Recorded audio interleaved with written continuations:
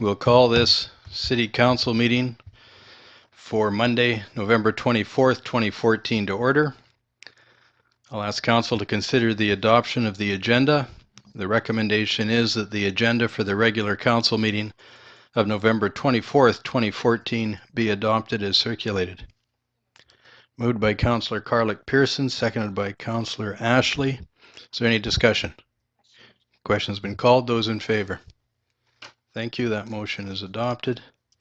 For Council's consideration tonight, there's some minutes. The recommendation is that they be adopted. First of all, there's the minutes for the special council meeting of November 3rd, 2014. Moved by Councillor Ashley, seconded by Councillor Garon. Are there any errors or omissions? Question's been called. Those in favor? Thank you. Those minutes are adopted. Next for Council's consideration are the minutes of the regular meeting of November 3rd, 2014. The recommendation is they be adopted. Moved by Councillor Garon, seconded by Councillor Ashley. Are there any errors or omissions? Question's been called. Those in favor? Thank you. Those minutes are also adopted. Next, we'll move on to the Civic Recognition Awards.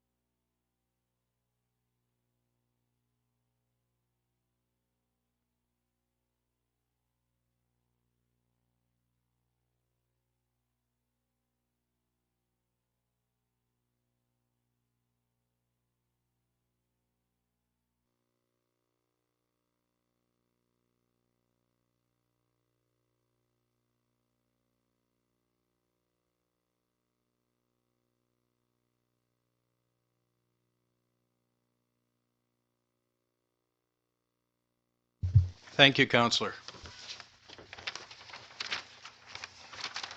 So I'll ask the council to consider the recommendation that council, having presented the civic awards, adjourn the regular council meeting until after the conclusion of the public hearing scheduled to commence at 7 p.m.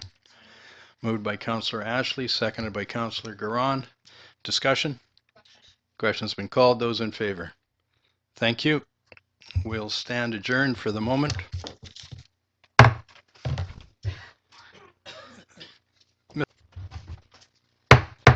Good evening. We'll call the public hearing for Monday, November 24th, 2014 to order. We're here concerning the Quality of Life Official Community Plan Amendment Bylaw number 3354, 2014, and the Zoning Amendment Bylaw number 3356, 2014. There's reports and correspondence regarding both of those bylaws. Mr. Krekic, as the city planner, I ask you to come forward and verbalize your report, please.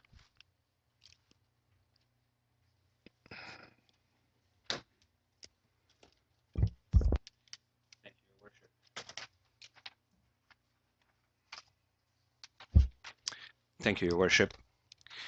This public hearing was called at the last council meeting on November 3rd.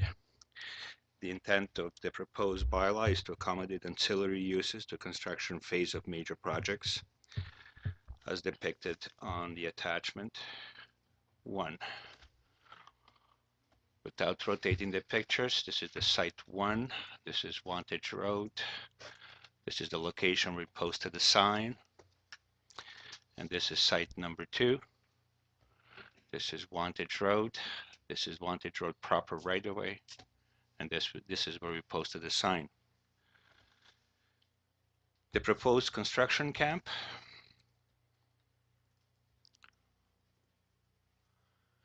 is on site 1. This is a depiction of a typical camp. And the proposed storage area on site number 2, we don't have the example of it. The best I can was to take some pictures from laydown areas in Kitimat. This facility here is Levitt Machinery Rental Services. The landscape changes from time to time. Currently, they're stocking up on heaters and light fixtures for the construction, and they continuously move the cranes and such. There are other areas that are used in a similar nature where materials are stored. Generally, they're covered with tarps and such. And that's a sort of a typical example of a laydown area. The staff has been working diligently on measuring and analyzing housing and land-based indicators. Of course, you may remember that we are working on 9 indicators that are concerned with planning for major projects. And these 2 are mostly advanced. All of the work that we are doing is posted on our website, and it's quite easily found. It's under projects on the city website, and the direct link is included in the report. Parallel to the planning process, we are continuously experiencing demand for certain land uses, specifically for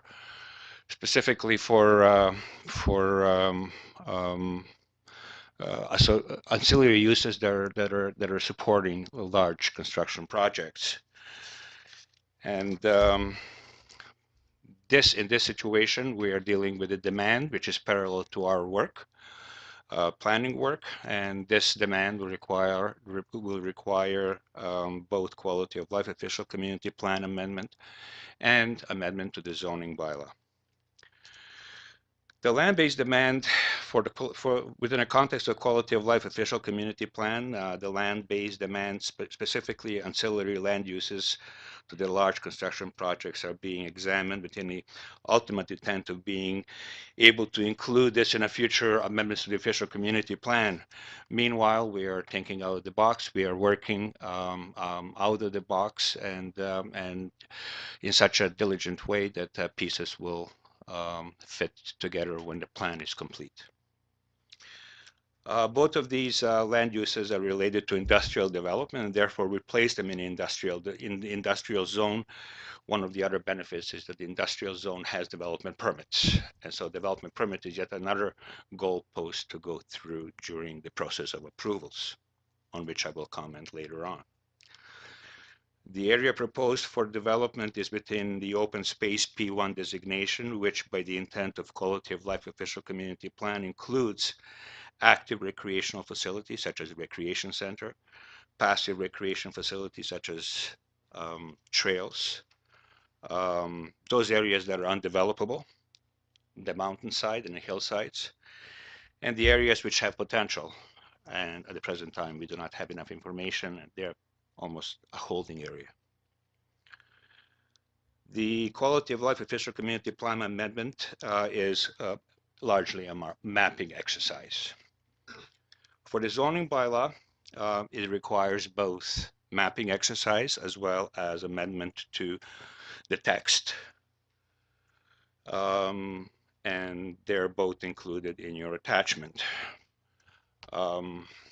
We have created a definition for camps, and under permitted uses, we define storage, material handling, reloading and laydown areas, excluding manufacturing and assembly operations. In other words, this will not be an active industrial site, even in a sense of light industrial area.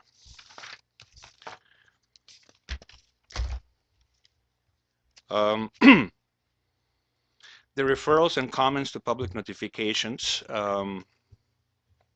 we conducted the internal referral, which is to engineering, public works, and fire department.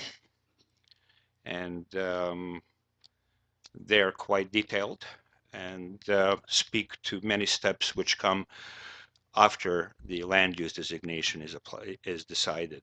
And they speak to standards of water services, standards for sanitary storm sewer services, standards for road works and access, and site development, all of which have to be within the municipal standards regulations. There's also comments on utilities and standard for emergency response and adherence to BC Building Code and BC Fire Code. External referrals were sent to Ministry of Transportation and Infrastructure, Ministry of Environment, Land Remediation sections. The Ministry of Transportation is supportive of the proposed amendments and specifies that further investigation and permits will be necessary prior to any site activities. Amongst others, this includes traffic impact study, which will evaluate the number of trips the proposed uses will generate and its impact on the intersection of Wantage Road and highway itself. Ministry of Highways has fairly high standards when it comes to intersection to controlled access highways. Ministry of Environment has provided a release so that the city can proceed to this part of the land use regulations. However, they have specified that a full environmental investigation of all environmental media will have to be conducted prior to any further activities.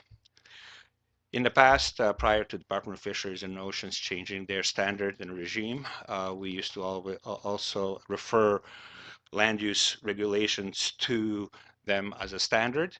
Now we prefer to do that at the development permit stage when we know actually the locations of the projects specifically, and prior to the development permit area, I usually ask the consultants working for the proponents to contact Department of Fisheries and Oceans and deal with the setbacks and leave areas around the fisheries habitats. Public comments were distributed within the mandatory 100-foot radius, which is depicted by a blue line, by the red line. This is the practice that's been for a number of decades practiced in City of Prince Rupert. All of the zoning applications go through a similar scrutiny and referral to within a context of 100 feet. The council asked for expansion of that zone. This is my interpretation of the words that I read in the resolution, and this is the blue line.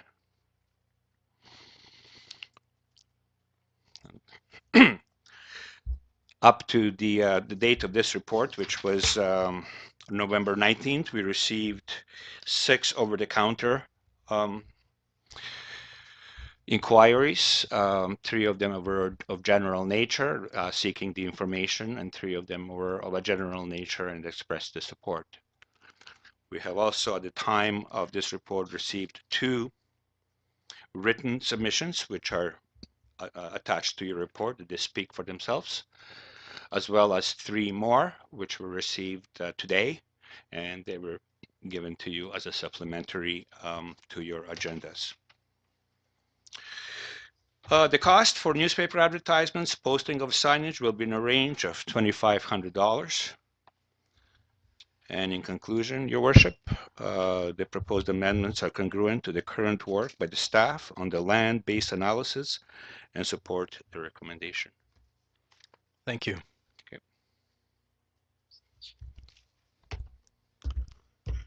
Mr. Krekek will have the proponent do a presentation now.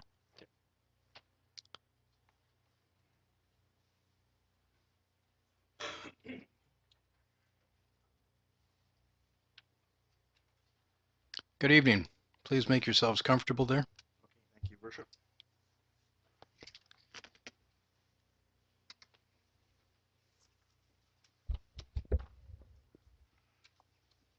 So we're presenting to the council. So I'll introduce myself. I'm Warren Murray, Senior Vice President for Horizon North, and I basically all the hospitality and service operations for Horizon North report up through me. And with me today is my colleague Pat Hammerschmidt, and he is the Vice President for Aboriginal and Community Relations. A little bit about Horizon North. We are a publicly traded company on the Toronto Stock Exchange, Canadian company, and with operations in Alberta and BC. We employ approximately 2,000 employees, and we operate right now today in the magnitude of 9,000 beds on 50 different locations. What we're proposing to do on a piece of property that we're talking about here today in Prince Rupert is we're going to design, build, transport, and install 2 1,250 person open lodges to accommodate the construction workforces for the proposed LNG plants. And we've brought some renderings along here today, kind of help visualize what we're talking about here.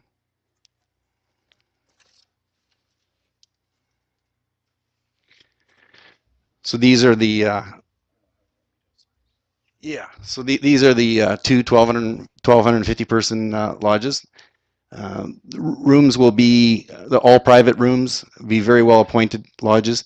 Often our higher end products would be in line with a 4-star hotel. 280 square foot rooms, 9-foot ceilings, queen size beds, very nicely appointed. The lodges will have their own fitness facilities in them, along with the complete food services package, recreation, internet. Lodges will come with their own security, their own camp management, facility management, and facilities will be dry and will be enforced as zero tolerance to illegal drugs and alcohol.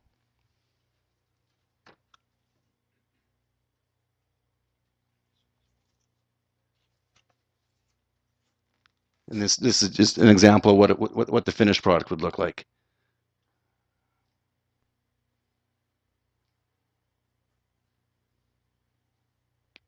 Pat, do you have anything you want to add to that?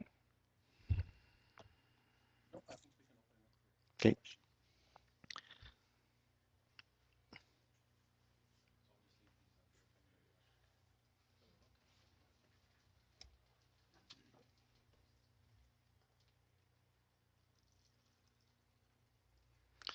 I'll ask the council members if they have any questions of the project proponents. Councillor Ashley. My one question with the camp itself, in terms of water, sewer, I'm assuming you guys would be looking at hooking up with the city, or are you guys going to be self-contained? How would that work? So you have to press your button. On the matter of the water, I would imagine we are going to try to connect with the city utilities. And in the matter of sewage, we'll probably be self-sufficient. We'll probably treat the sewage right on site and deal with it. We do that today. We have an environmental division that does that and treats the sewage to a very high quality effluent. So you were saying that you'd have your own security. You'd obviously have your own food services, your own housekeeping. Correct. You'll have some recreation facilities. Will you have your own laundry there? Yes. Okay. So completely self-contained. Completely. Right. Your worship, it's Joy here. Yes, please go ahead. Hello, thank you for coming today. I was wondering if you could explain how your camp is going to be contained so that people won't be wandering off the back part of the camp into the town. Okay. It'll be landscaped and bermed, and we'll be leaving some a perimeter of trees in place there, and probably also adding some more trees and shrubs. And we will probably fence the site, and there'd be a couple reasons for that too. It would be to keep our people in our footprint, and also keep bears and other kind of animals out of our footprint. So a fence. So people wouldn't be cutting through people's backyards to go downtown. Correct. Okay, thank you. Councillor Ashley. Just another question. Obviously, there's a lot of things that are going to be self-contained in terms of laundry, food, etc. Is there a plan in place to hire locally as much as possible? Absolutely. It would be our preference to hire as many people from this local area first, and then just working out from here all the way to Terrace. Aboriginal First Nation communities, as many people as we can get locally is meets all our interests. Councillor Cunningham, then Councillor Garon.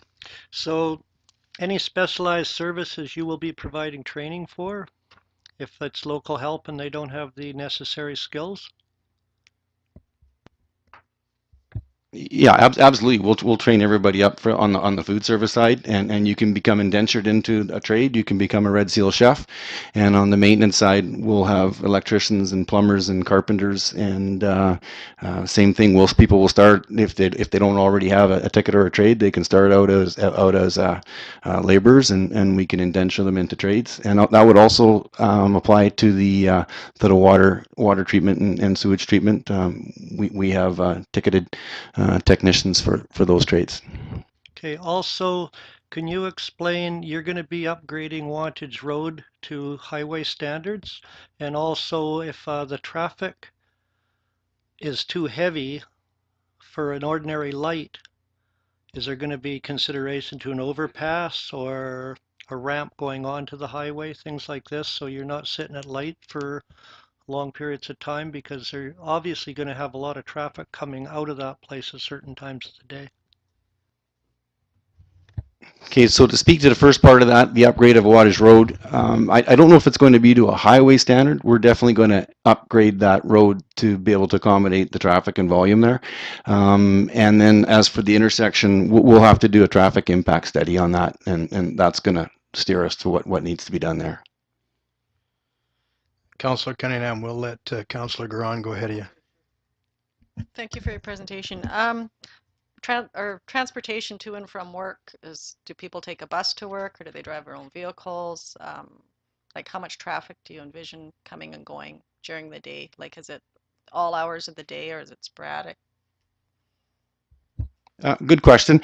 Most of the traffic is going to be by buses. Most of the guests that are staying in in those lodges are going to be probably flying in, spending a certain amount of time here on some kind of rotation, and they'll be bussed back and forth.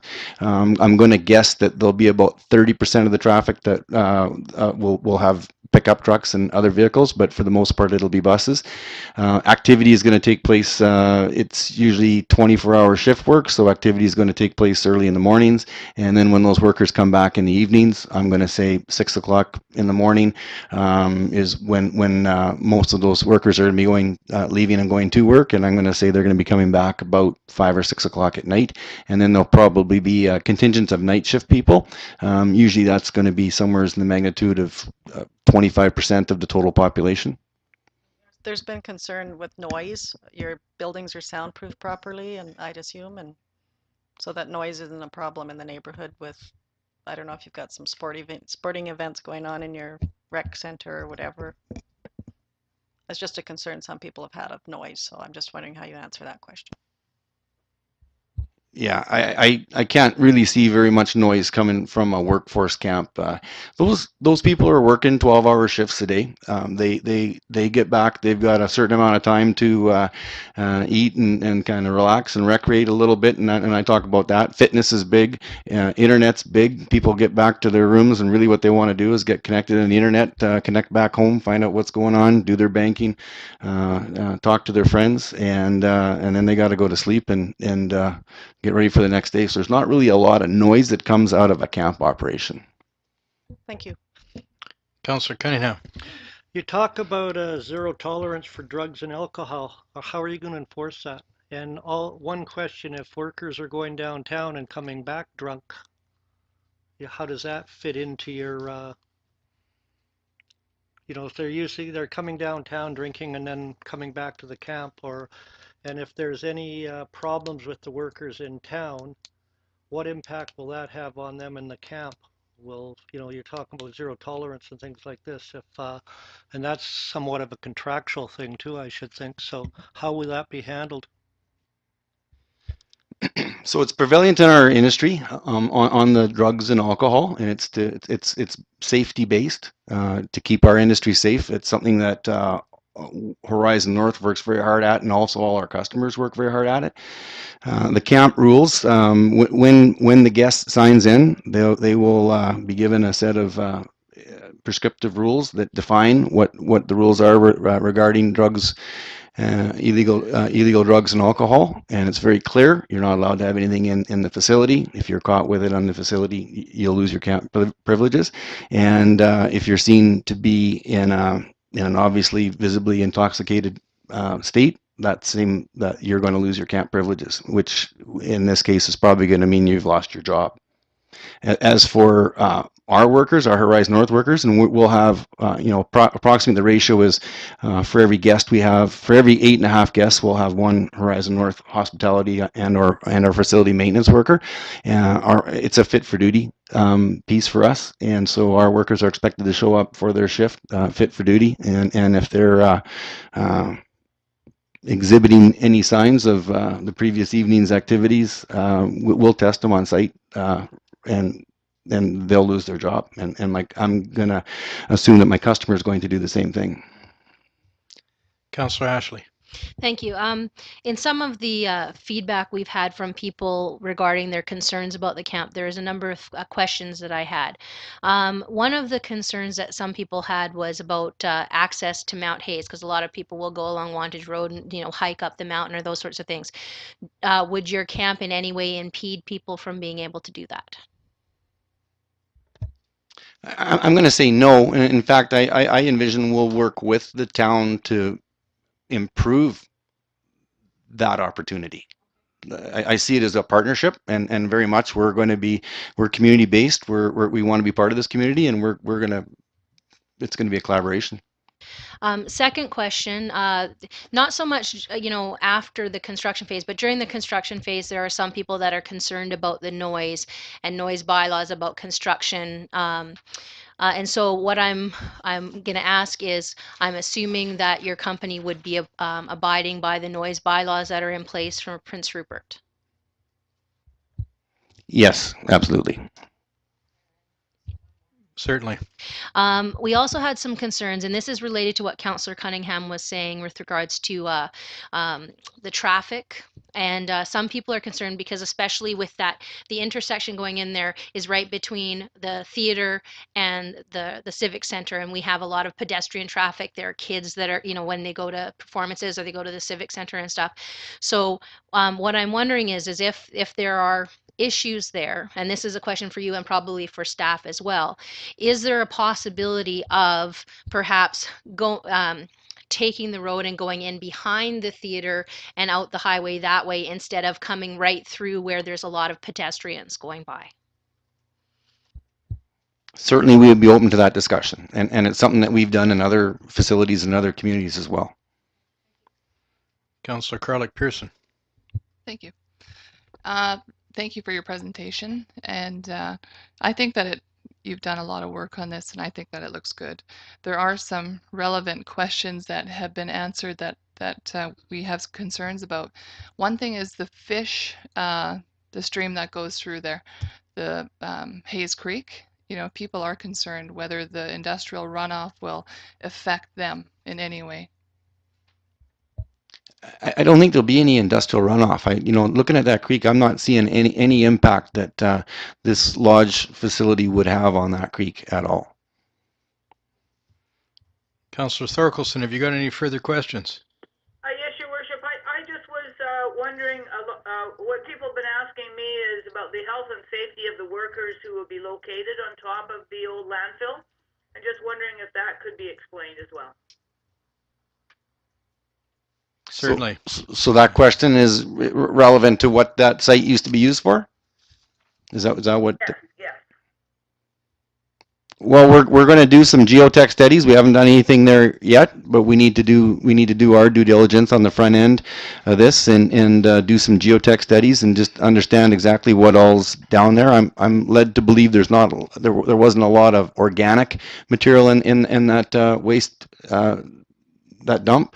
It was mostly like washers and dryers is what I was led to believe. So yet to be determined, Councillor. Thank you. And did I understand, I wasn't at council when you made your first presentation, and sorry about that, but I was wondering if you could, did you have some kind of technology that you were going to use as a lay down on top of that, on top of the old landfill site? Yes, definitely we'll be redoing that site and we'll be capping it once we understand what's beneath it, and we'll be capping it to have a platform to build our facility on. So it'll be capped. And do you have a special material to cap it with, or are you going to use cement, or what would you use? At this point, I'm not sure that's known until we do the geotech on it. Thank you. Councillor Ashley. Just one last question. Another concern that there was with regards to the laydown area that's proposed. And I think it's more that people don't understand what a laydown area is. And some people are like, is this going to be noisy? So could you explain to us what the laydown area would be used for? Okay, so the laydown area for my context is going to be during the installation of the facility. It's going to be where we stack the modules prior to putting them on the site and locating them and actually physically putting them into place on the site. That's the context of the laydown yard from my point of view. So essentially just a storage area. Temporary storage area. Sorry. Yeah, okay, thank you.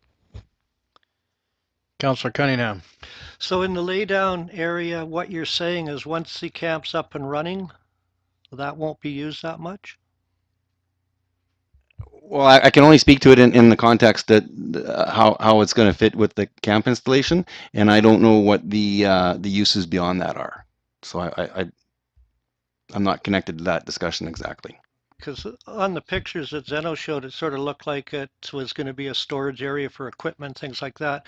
And if that's the case, is there going to be maintenance of that equipment on that site and fabricating or anything like that?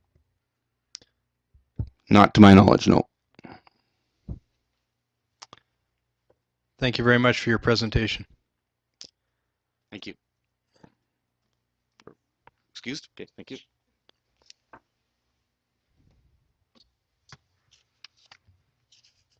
We'll move on to the public comment portion of the public hearing. And a public hearing is organized according to Section 890 of the Local Government Act.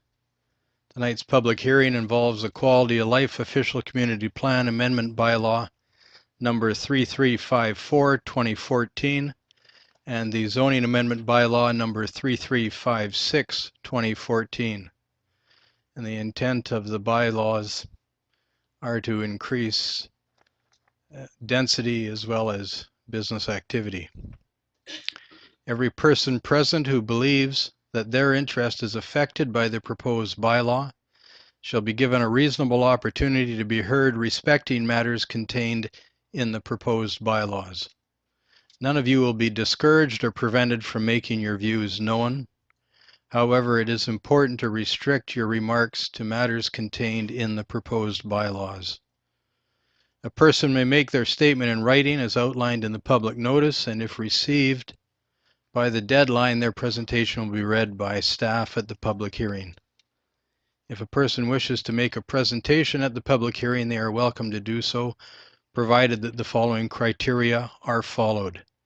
This is necessary in order to allow for the recording of the public hearing process. The chairman will recognize only those individuals who present themselves at the table and speak into the microphone. Prior to speaking, please provide your full name and be prepared to spell your surname for the corporate administrator. Please also provide your residential or business address. Should you wish to read from a prepared statement, the city would appreciate receiving a copy for reference purposes by the corporate administrator. Members of the council may, if they so wish, ask questions of you following your presentation. Please note that this is not a question period at which a debate takes place. City Council will not provide any comments on issues raised, but will be in attendance to listen to the comments presented.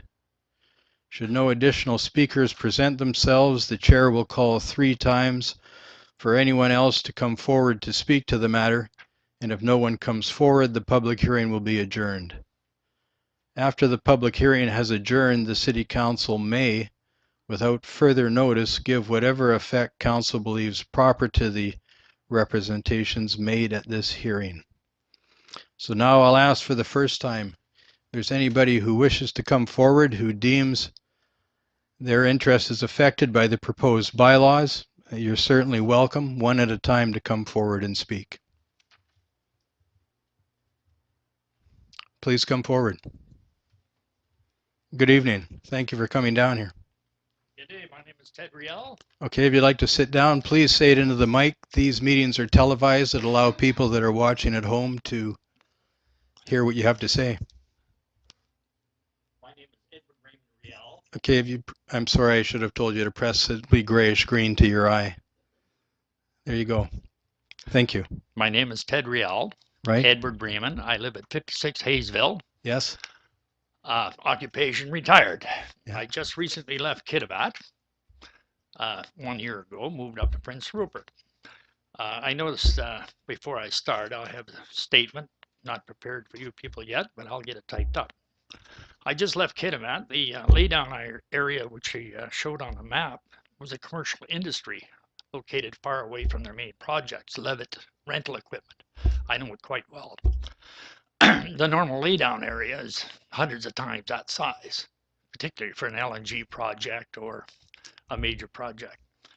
If you don't mind, I'd like to carry on. Certainly. I should just tell you that laydown area proposed, I believe, is 10 acres in size. 10 acres. Levitt is less than an acre. Don't mind me, I've taken off my glasses here. Okay, first of all, my backyard is directly located or adjacent to the proposed area at 56 Hayesville. That would be the camp area or the laydown? It would be the camp area. Okay, thank you. Okay. And I'm just learning out today, as most people are. I only heard about this a few days ago. Even if they left a 300-foot buffer zone from my property line, it would be less than 100 meters from my bedroom window. I've been to Kitimat. I've seen the camps. I used to build camps. I worked for Britco for several years. So 100 meters from my bedroom window, I'll be involved in activity or industrial activity. At this point, I would like to say that I'm not speaking on behalf of other property owners that will be affected by the rezoning amendment.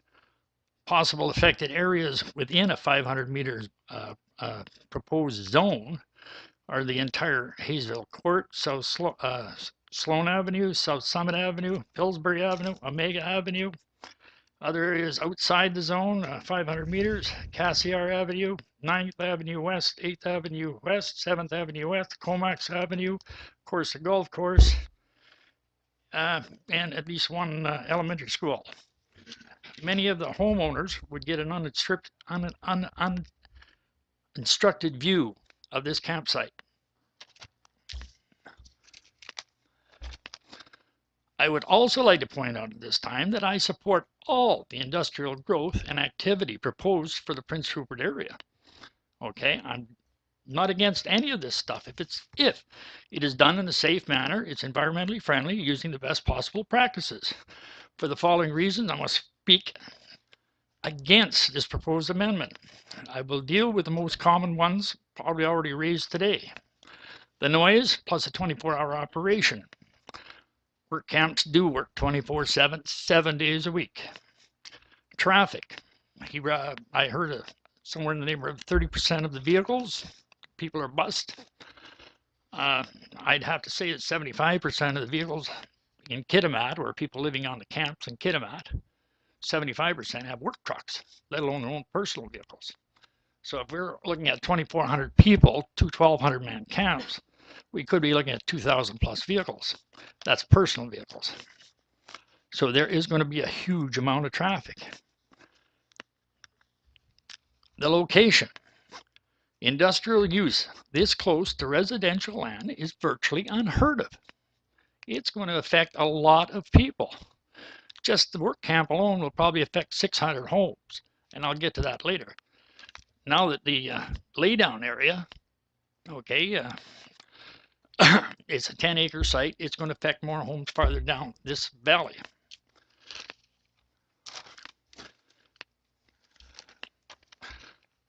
I'm sure we're talking about a self-contained camp, but I'm sure there's going to be policing. There's going to be some sort of cost associated with the taxpayers of this community. Hidden costs, if not direct costs. That'll yet to be seen. How will property values be affected in the area? Situated next to industrial land, okay, the camps might be gone 5 or 6 years from now. It's industrial land. What else is going to pop up there? Access to the site. Once again, it was already mentioned. Where's the road coming in? Where are they exiting? Where's emergency exit? Etc. Now we'll get down to the least obvious areas, particularly in the environmental. Looking at a topographical map, this proposed area is located in a small valley. To the north is the summit area rising several hundred feet above Hayesville Court. To the south is Mount Hayes rising some 2,400 feet. Development of the site in the proposed area is also compounded by a garbage dump, an old landfill. 25 years ago, landfills sites were not regulated as they are today, and recycling was virtually unheard of. I am sure it is full of hazardous household materials and industrial chemicals. If any developer wishes to reclaim this area, even with today's technology, it would take a virtual boatload of money. If they are prepared to spend this money, I am sure it would be more profitable for the developer to turn this land into badly needed residential property, where an acre will probably be worth several $100,000 and be worth using the land.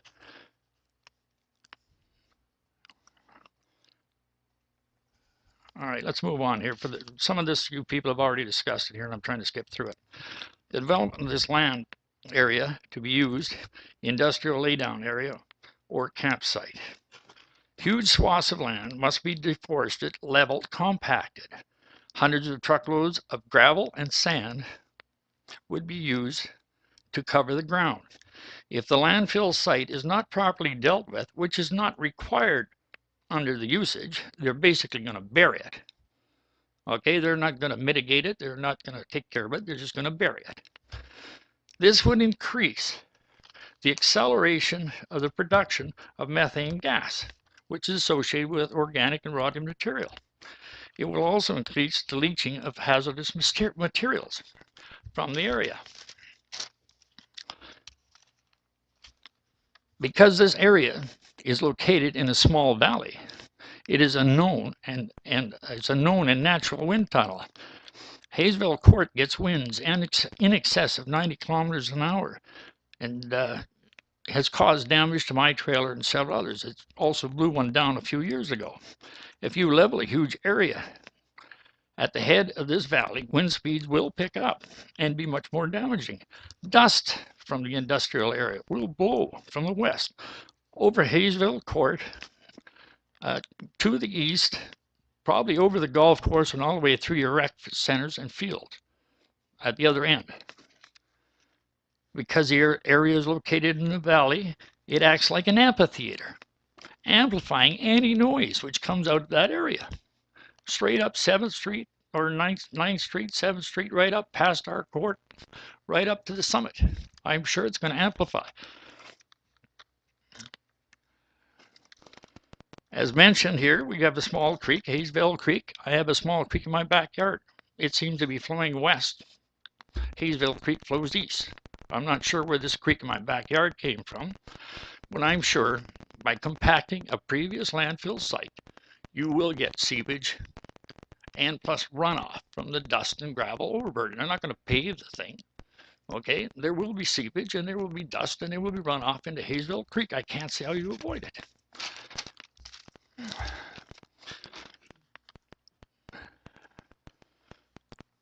In summary, basically, I only heard of this project 6 days ago. Given more time, I'm sure I could have come up with a PowerPoint presentation with maps, graphs, and accurate estimates. I'm equally sure, given a time, I could come up with many more reasons to speak against this particular project.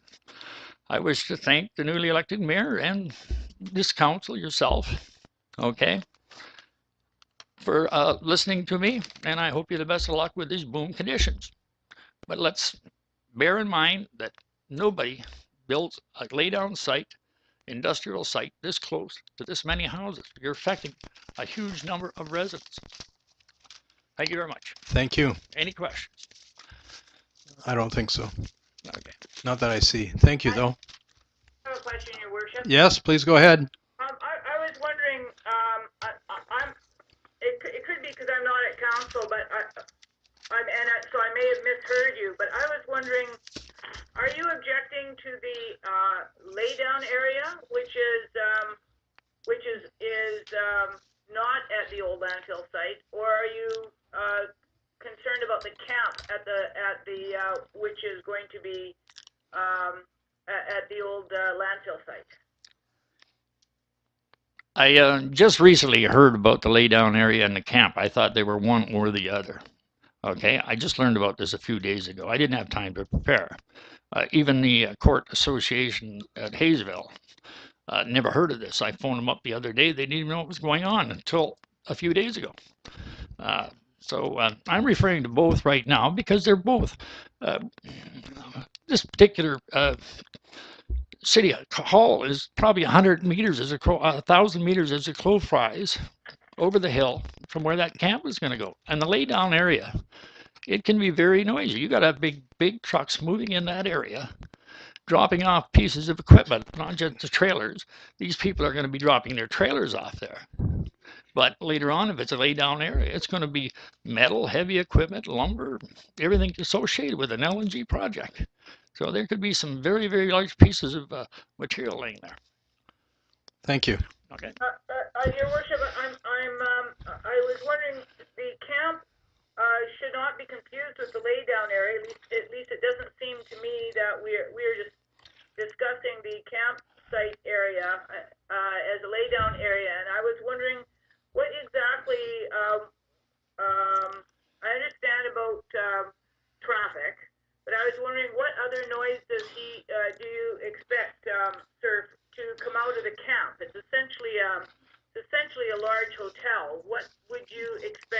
noisy from that camp? Basically the same noise that would be associated with a large hotel. Okay, people moving at 6 o'clock in the morning, starting of vehicles, okay, idling in the colder weather, 2,400 men working from that camp. I agree with, I've lived in camps, okay, I know what goes on in the camps, okay, they're normal people, they're not going to harm anybody in this community, they just want to work, but just their activity, day-to-day activity. I'm sitting beside 2,400 people at my doorstep that aren't there tomorrow or today. And if the city decided to develop it in the future, 10 years from now, as a housing site, would you have the same concern? No, I wouldn't have a concern because you'd have proper landscaping. You're not leveling. I don't know how many acres. I think we showed a picture. One was 1,200 man camp. You double that. I don't know how many acres is involved. I'm pretty sure it's going to be a square kilometer plus between their parking lots alone. Okay, buildings, kitchens, like you said, rec centers, maybe a baseball field. So it's going to be a huge project. It's just 100 feet from my back window. And several people along that whole stretch of road, plus it's like I say, it's a natural amphitheater. So there will be noise. It's just associated with the large hotels sitting at my back door. Thank you very much. Okay, thank you. I'll call again. Is there anybody else who deems their property affected by the proposed bylaws? If you'd like to come forward and speak, please do so. Thank you. Your worship, are the proponents still there? Yes, they are. I was wondering if they could address the issue of vehicles, because that is an awful lot of vehicles to be 2,000 personal vehicles, I think is what Mr. Riel quoted, and I just wanted to know what the traffic situation would be if it's that many people. If so, where is there going to be a parking lot? That's a huge number of vehicles. Where would a parking lot be located? That kind of idea. Mr. Long.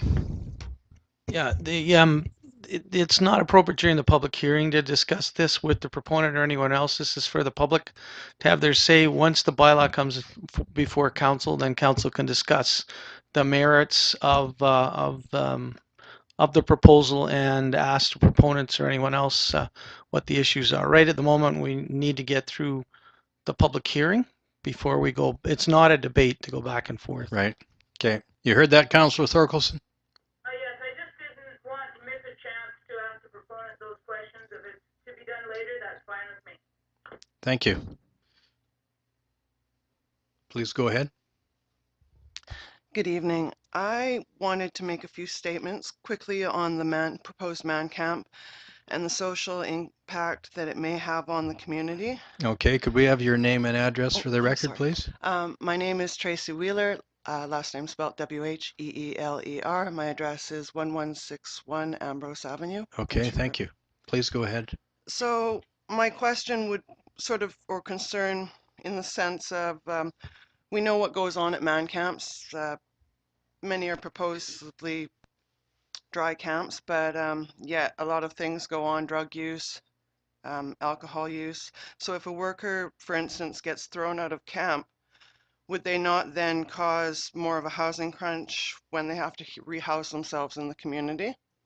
That's one question I have for the developers. And then the next concern is the fact that the actual man camp is proposed being positioned between two schools. And I do have concerns for safety of young women in the community. I have a friend who lives in Kitimat that constantly gets harassed, and she cannot go jogging anymore because of the amount of men that are in the community now.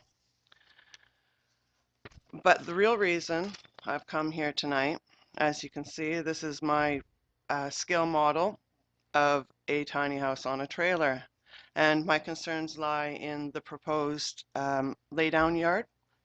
So I'll start my little speech here. Okay, you're aware that the laydown yard is at least a quarter-mile away from I the do proposed understand. camp. I Okay, understand where the laid down yard sure. is supposed to be. Okay.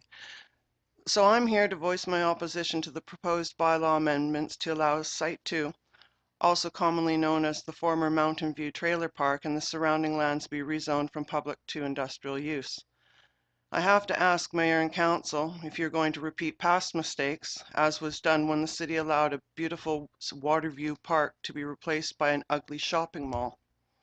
That decision has impacted our community over the years, and even more so today since we have lost most of our city's waterfront access. Furthermore, do we really want our tourists and new visitors coming into Prince Rupert being welcomed by yet another eyesore, an industrial materials handling yard? How can the city propose in one breath we give our public land to provide housing for construction workers, and in the next breath take away affordable housing options to our city residents when we are on the cusp of a severe housing shortage? We are at the breaking point, with rentals far and few between, reno evictions happening monthly, and market rents at BC Housing apparently going from $675 a month to $1,200 a month recently. And here the city proposes to take a property that already has infrastructure for at least 23 trailers, is ideally situated between the middle and high schools, within steps from transit and recreation facilities, and destroy it? It makes no sense. The city needs to ensure that they make balanced decisions that are of the benefit to all in the community, including those who are in desperate need of affordable housing options. I strongly urge you to reconsider the rezoning of this property so that a nonprofit can step in and offer affordable housing solutions on this land. And if you won't at least consider that, then please save the former trailer park and the infrastructure that remains and subdivide the land. Now, not one person here on council has been able to offer up a solution to the affordable housing crisis. Well, I'm giving you that solution tonight. Thank you for your time. Thank you. Have you had a chance to look at the city's housing study, which identifies property that could be used for a variety of uses? Yes. And there are some lands there that could be used for affordable housing. And actually, I was speaking to a group recently that's interested in developing affordable housing or assisting to develop that. And they haven't yet picked a particular site, but they are aware of the city's. That also takes time planning, and we don't have time to sort out the housing problem. And the fact is that you are taking something that has infrastructure for at least 23 trailers or tiny houses in this case, right, and you're destroying it. You're actually destroying infrastructure that is already in place. So, and the other question I have too, with regards to the lot, because it's not specific in the information that we were given here, is what's going to happen to the search and rescue, because they are located, I believe, on that lot, and their electrical runs through the lot too. The electrical is still in place there as well. So why, and also again, why would you want to put a materials handling yard on the entrance to the city, an absolute eyesore right beside places that are of community usage, the rec center, the performing arts center? It makes absolutely no sense to take infrastructure away. Okay, thank you for your comments. Thanks. Anybody questions? No questions? No. I'll leave that there for you guys to If have you a could look. remove it, please. Oh, no, okay. Seeing as though I have the scale.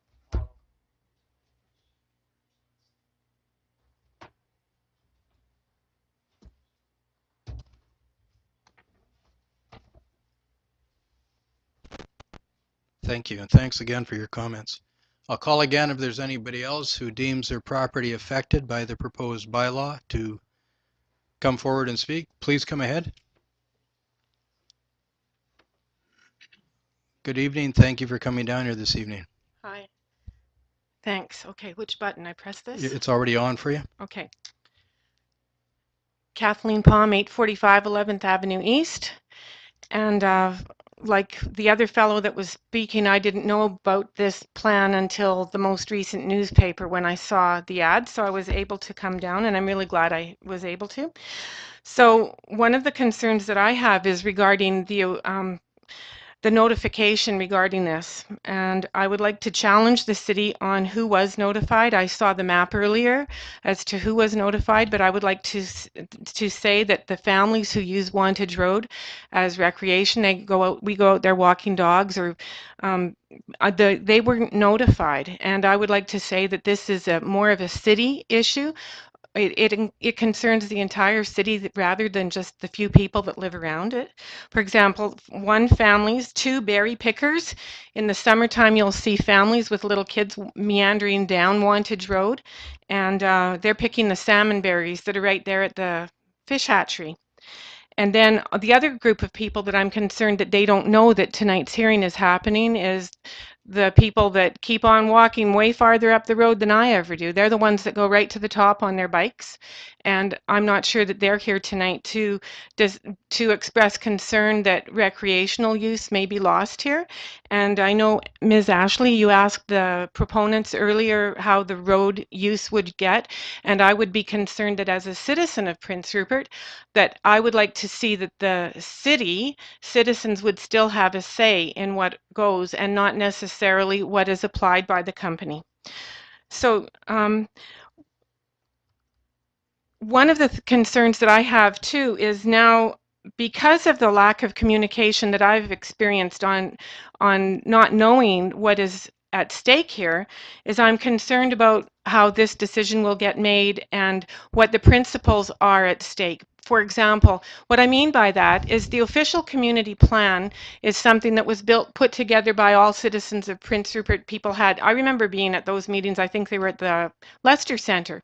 So my concern is, as we get challenged with more and more development, it turns out there's bylaws here that'll change the official community plan, and my opinion is I would like to see some public meetings about the official community plan being changed, instead of finding out that it's being changed. Like, we all have voted you guys because we trust you, but it'd be nice to have a little bit more input on something as significant as the official community plan.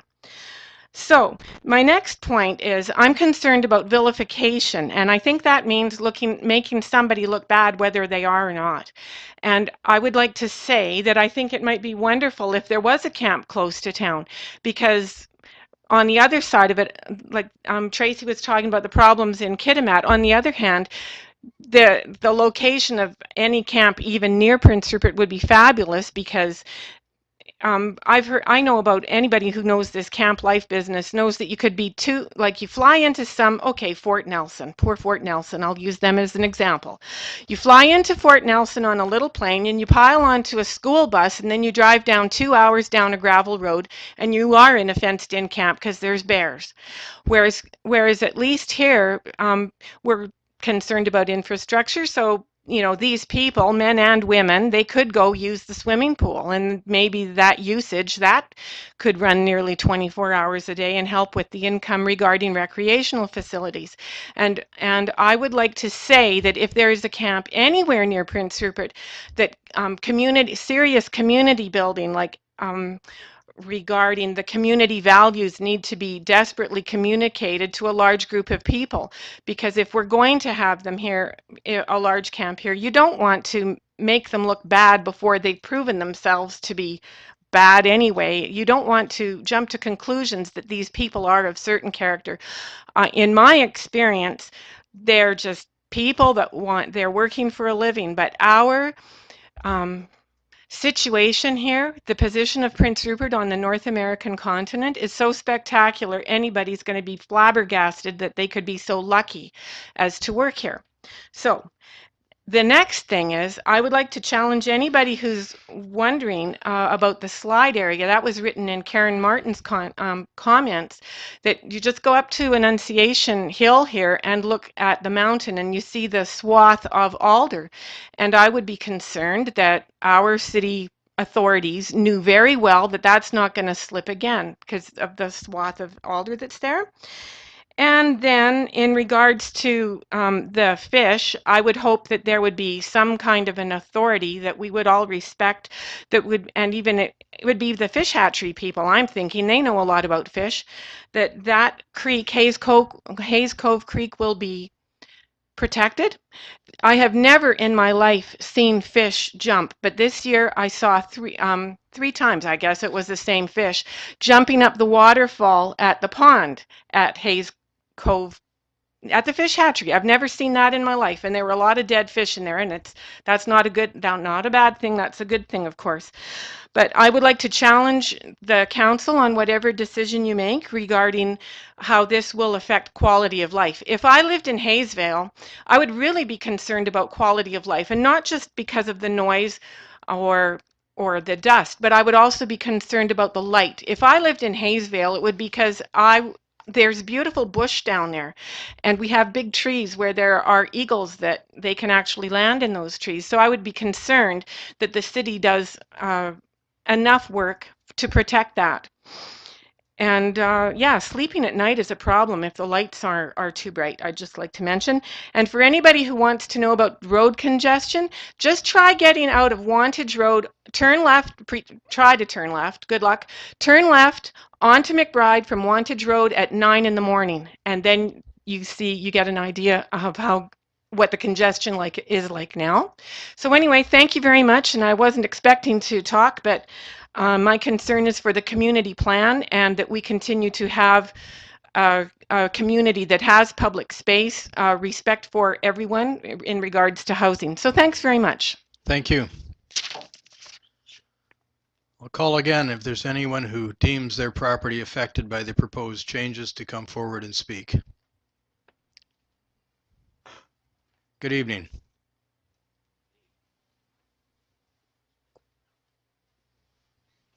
Your name and address for the record, please. I'm Cameron McIntyre on behalf of the Board of Education, or the school district, 634 6th Avenue East. I just want to say that the notice we received and this hearing came between meetings of the board itself, so I'm providing you with comments from staff, and we'll still take it to the board as well when they have their next meeting. What I did when I heard about this or got the notice was to review just what I could find on the internet in terms of the impact that work camps have on communities. And I found sort of 3 studies that were there. 2 of them were done by Northern Health, and was kind of a gathering of information from other studies themselves as well. But Northern Health study said that the information that they had gathered is there can be very significant impacts on communities from work camps. There's implications for mental health, for substance abuse, for drug and alcohol issues. And there's a significant issue from their studies with respect to the impact on local services, that if you have greatly increased demand on your policing, on your hospital, that's expensive for a community to manage as well. And those concerns need to be addressed. I did bring copies of those, which I can leave with your administrator. Thank you. If you'd like to, the other study that I found was the Priest River Regional District, and of course they have a lot of experience at this point with work camps up in the Northeast. They also noted the very many studies that have been completed in this regard, and again listed all kinds of hosts of concerns that I think you need to be considering as you look at this decision. Looked at implications on housing outside of the camp but in the community, on the numbers of hospital visits, increases in sexually transmitted diseases. They also talked about the substance abuse and the increase in crime. So I mean, there's a lot of impact, we think, on the community. And when we look at the location of this camp, it's very near to the middle school and the high school, really. I mean, if you're in town, you're walking distance from anywhere. It's a very compact community. And I think it's very difficult to imagine that all of those people will just stay in their camp. I think there'll be a significant impact on the community. And with the numbers of young girls in the community attending the schools, certainly from our perspective, there's some concerns that we think council needs to be considering. Right, thank you. I can tell you just out of interest that I did check with Northern Health about the activity in Kitimat, and they tell me that the camp that is being run there in Kitimat has had no effect at all on the local hospital. That they're fully contained, and if there's any problems there, they stabilize the patient, and the patient either leaves to go to Terrace or is headed to the airport to be medevaced out. But thank you for your information. Is there anybody else this evening who wishes to come forward? Please come ahead.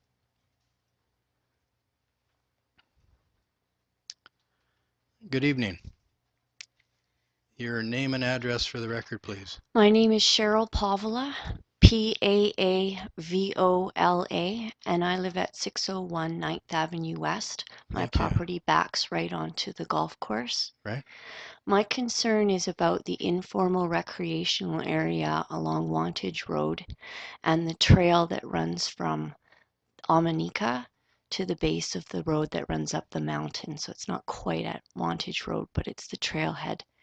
And again, with the work camp in that area, it will impact that trail. It's right in the middle of it. I came in and spoke to, I'm going to say his name wrong, Zeno Krekic. Zeno Planner, Krekic. yes. And he clarified a lot of my concerns, but I wanted to put it on the record that I was concerned about this trail system. There's a group in town that's working up a plan for the trail system, and I'd like to have at least the idea that the trails are as important as any other recreational activity in town, and that some way of working out the ability to cross through that more or less continuous trail system from the top of the mountain all the way through to Moresby Park and down to the waterfront be maintained. My other concern is the increased traffic, because that does impact me to trying to get out of 9th Avenue West. And I spoke to Zeno about the possibility of the road being pushed back to where the highways have maintained a backup plan for changing the road eventually. And whether or not that road was going to be one way in and out, or whether it is eventually going to be pushed through to the port. Thank you very much. Is there anybody else this evening who wishes to come forward, who deems their property affected by the proposed bylaws? Please come forward. Good evening. How are you? Good, Jack. Good, thanks. Could we have your name and address for the record, Gunnar? My name is Gunnar Anderson. I live at 92 Hayesville. My property will be directly affected, and that market value will definitely go down, being right next door to an industrial area. There are trails, and that through Hayesville for Hayesville people, walked animals and whatnot. One comes down from Omanika into Hayesville directly across the street from my house. Now that trail has been closed for years by the city, but it is used every day by the students going to school and other people coming down from the hospital and things like that. With camp being right where you want it, if anybody has to go to the hospital, they will be going right by my house 24/7. The camp is supposed to operate 24/7. There will be transients walking past my house and my property 24/7. Why can't we use industrial area that we already have? We have an industrial park. Why not use it? And as for the garbage dump, and that you know and I know, Jack, everything and anything went in that garbage dump except for automobiles. And just after we closed it down and moved the dump, there was a fire out there. 8th and 9th Avenue and Hayesville were infested with rats. What's going to happen when we start digging that up again? Just checking it out even. And that it's going to release a lot of havoc. And if it's not going to get cleaned up, I say we leave it. Thank you. Thank you, Gunnar. Is there anybody else this evening who wishes to come forward, who deems their property affected by the proposed bylaws and wishes to speak? Call again for certainly. Good evening. Are you Peter Brown? Yes. Good evening. For the municipal clerk, could we have, I've already said your name, but if you could have your address, Yeah, please. Peter Brown, BROWN. Your address, please. Number 60 Hayesville. Okay, thank you. My property, when I got this notice about a week and a half ago, and I look at the map there, number 60 is very, very close to the boundary of subject property number 1. I'm very concerned about recapping the property and the leaching into Hayes Creek. Hayes Creek has had a troubled past with the dump, and I'm concerned that compacting and putting a cap on it will just increase that leaching. Lighting, I think, is just as important as noise. We moved there for we downsized from one part of the city to move to this part of the city, and it's been very quiet and enjoyable. And I'm just concerned also about property value with this camp, with the light, with the noise, with 600 cars a day leaving that site at 30%. I am concerned about monetary value as well. Okay, thank you very much. Thank you. Is there anybody else here this evening who wishes to come forward to speak, who considers their property affected by the proposed changes in these bylaws? You're welcome to come forward now.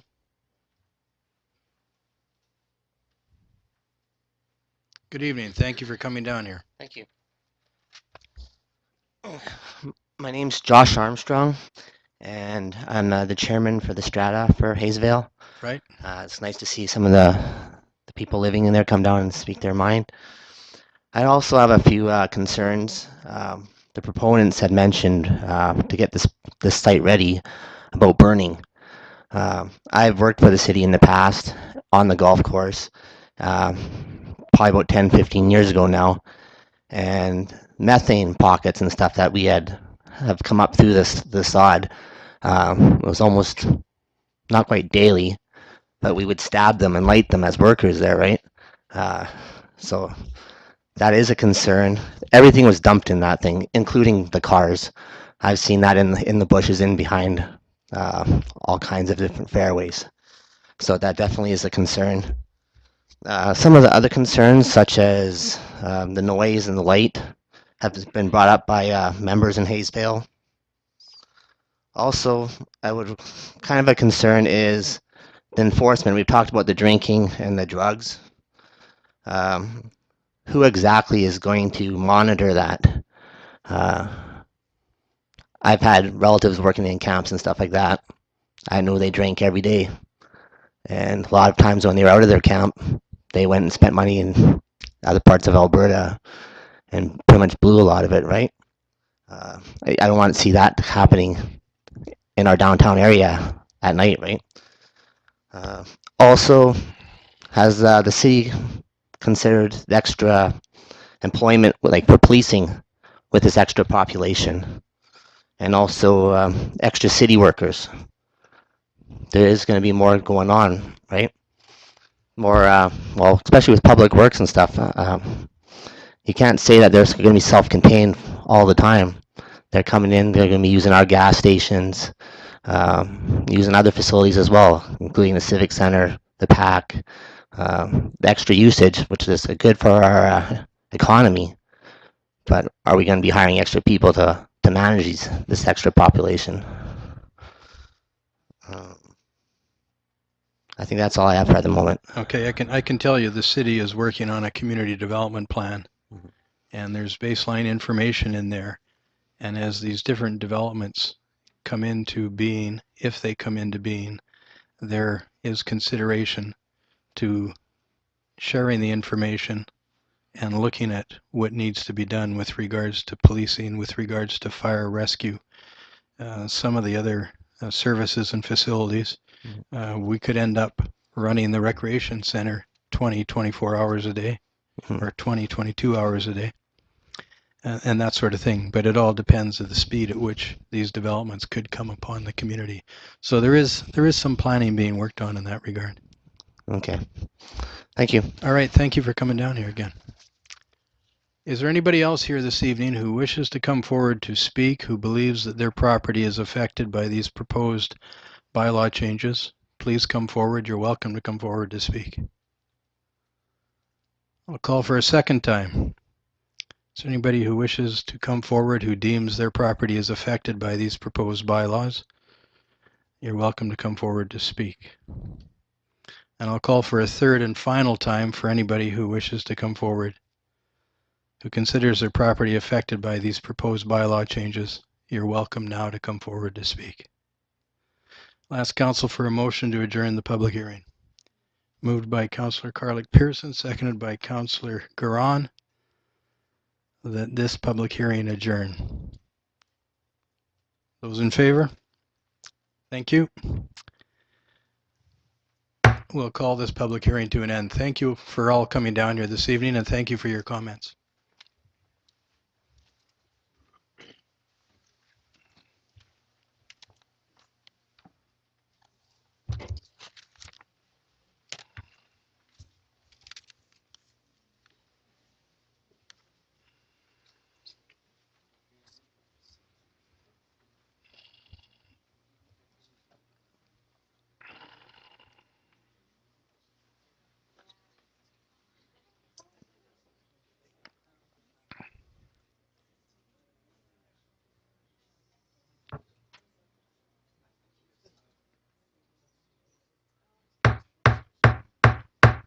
We'll now reconvene the regular meeting of council.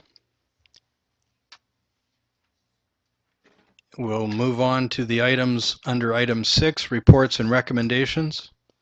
There's a report from the Chief Electoral Officer regarding the results of the 2014 local government election. The recommendation is that council receive this report for information purposes. I'll ask council's consideration of that recommendation. If anybody wants to ask for a recount, this is now the time. Please go ahead, Councillor Ashley. I'll move the recommendation. Thank you. Is there a second by Councillor Garon? Is there any discussion? Please go ahead.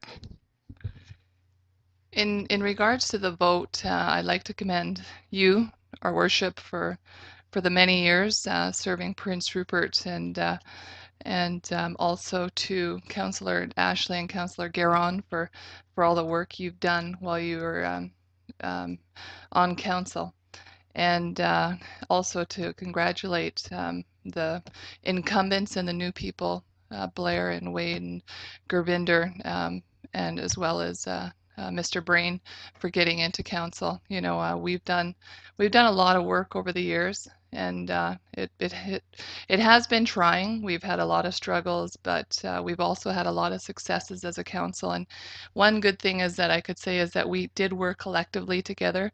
We didn't, you know, even though we didn't all the time, you know, take sides, and there was some discrepancies, we did work together as a council. So going forth, you know, while I'm on school board trustee now, it was a really good experience for me to sit here and to be a part of this. And so I thank all of you for that. Thank you for your comments. Councillor Ashley. I just wanted to make one comment. The thing that I actually liked the most about this election was how many people came out to vote. I thought that that was awesome, and I just wanted to thank everybody in Prince Rupert that came out and voted. Thank you. I'll call for the question on the motion. Question's been called. Those in favor? Thank you. We'll move on to the report from the corporate administrator. This concerns the regular meeting of council scheduled for December 1st, 2014. The recommendation is that council change the start time of the December 1st, 2014 regular meeting of council from 7 p.m. to 5 p.m. Councillor Ashley? I'll move the recommendation. Seconded by Councillor Carlick-Pearson. Mr. Long, the reason for this change? Yes, this is so that we can accommodate both orientation and the inaugural meeting. Thank you. Motion's been moved and seconded. Question's been called. Those in favor? Thank you. Motion's adopted. Next is a report from the Economic Development Officer. This is regarding a local government management intern application. The recommendation is that council pass the following resolution. Mr. Mandrick, would you please read the resolution? Yes, Your Worship. Whereas local governments can make application to receive a $35,000 grant from the Northern Development Regional Development account to host an intern under the Local Government Management Internship Program, and whereas local governments wishing to host an intern are expected to show their commitment to the vision and goals of the Local Government Management Internship Program by committing sufficient financial and staffing resources to host an intern and by providing training and exposure opportunities for an intern, therefore be it resolved that the City of Prince Rupert support the application to host a local government management intern. Thank you. Councillor Garon. I'll move the recommendation. Thank you. Seconded by Councillor Ashley. Is there any discussion? Councillor Ashley? I am in full support of this. I know how hard our staff works, and I know how many different things have been going past their plate as development interests are happening and everything else. And I think if there's a chance to get some new blood in there, get them trained up, and then hopefully potentially along the way, maybe even gain another staff member, I think that's a good thing. Thank you. Councillor Garon, then Councillor Cunningham. Thank you, Your Worship. I echo everything Councillor Ashley has to say. I'm just really happy that staff was able to secure this internship program because we weren't able to the last time around, and I'm really happy it was pushing for it before, and I think it's great to get younger people involved, and thank you to the staff. Councillor Cunningham. I basically ditto to everything. I'd like to see more if we could get more than one. I know Zeno could use help in planning. I know a lot of departments in this city hall are working flat out, and all the help they could get would be a big help. I'll call for the question. Question's been called. Those in favor? Thank you. That motion's adopted. We'll move on to bylaws. A report from the city planner regarding the Quality of Life Official Community Plan Amendment Bylaw number 3354, 2014, and Zoning Amendment Bylaw number 3356, 2014, to accommodate ancillary uses to construction phases of major projects. This is the Wantage Road area. This would concern the two sites, of which there was a public hearing earlier this evening. The recommendation is that council give 3 readings and adopt the City of Prince Rupert Quality of Life Official Community Plan Amendment Bylaw number 3354, 2014, and that council give 3rd reading and adopt the Zoning Amendment Bylaw number 3356, 2014. I'll ask council's consideration of this. Councillor Ashley. I'll move the recommendation. Thank you. Councillor Garon. Second it. Thank you. Is there any discussion? Councillor Ashley. Well, I've got quite a few things, but I'll do a few and then I'll let other people speak just so I'm not hogging up everything. There's a lot of concerns that have been brought forward. I think that they're all valid. I do think that most of them should be able to be mitigated in some way. Sometimes there's not ways to mitigate things. The first one I just wanted to bring up because it's more of an information piece and also so that I can clarify, has to do with the there was a discussion that perhaps that land would be better used if we put the mobile home trailer park back on there. And I'm through you to staff, I'm wondering if that's even a possibility as it stands right now, just because of, what the rules might be, what the cost would be, whether it would even be feasible to do. So if I could get some comments from staff on that. Certainly, it's all aged infrastructure. Mr. Long. Yes, like most infrastructure in Prince Rupert, most of it is depreciated away. The site is no different than any other site. Obviously, there were reasons over 20 years ago that the city closed the site to reuse it for the same purpose. I think would track the same problems. Clearly, there's no infrastructure advantage to using this site, given that the infrastructure is depreciated away. Councillor Ashley. So would it be correct to assume that it would cost a lot of money to reestablish a mobile homes on that site? Certainly, the cost of resurfacing properties in Prince Rupert is extensive. That's one of the reasons in our housing study we look to try and reuse a number of vacant properties. I think 207 of them in our housing study that already have existing services, albeit that they're pretty well depreciated away too. But at least they're within sort of given infrastructure sort of network. Whereas I think in this case, where areas are no longer used, given that we need to move towards sewage treatment, it probably doesn't make a tremendous amount of sense of trying to redevelop new areas that would then go into our existing substandard sewage treatment. In this particular case, the proposal is for them to put in their own package treatment plant, which will actually produce effluent at a much higher quality effluent than our existing system does, as it goes basically straight into the harbor.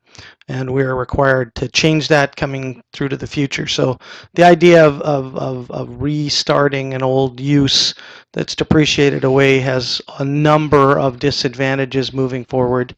So to have a temporal use, a 10-year temporal use on a piece of property that at the moment is not being used for anything, subsequently generating revenues for Prince Rupert seems to make sense. Councillor Ashley.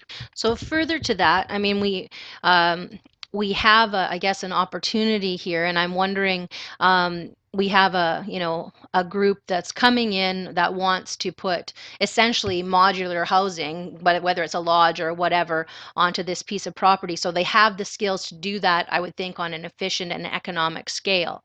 So what I'm wondering is, do you think it would be possible to work with the proponent that maybe they might be able to do similar things, maybe on different scales, on some of the empty city lots that we currently have, that would allow us to perhaps provide some of that affordable housing, but maybe in a more suitable location?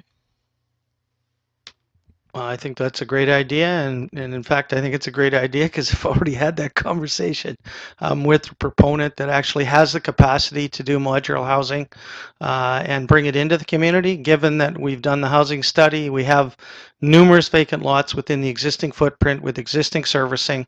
I think it's a great conversation to have someone who purports to want to be a partner with Prince Rupert with respect to the camp, but also possibly be able to supply modular opportunities on some of our vacant lots. And I think that makes sense. I had a quick conversation with the principals earlier, and they're very interested in exploring that possibility.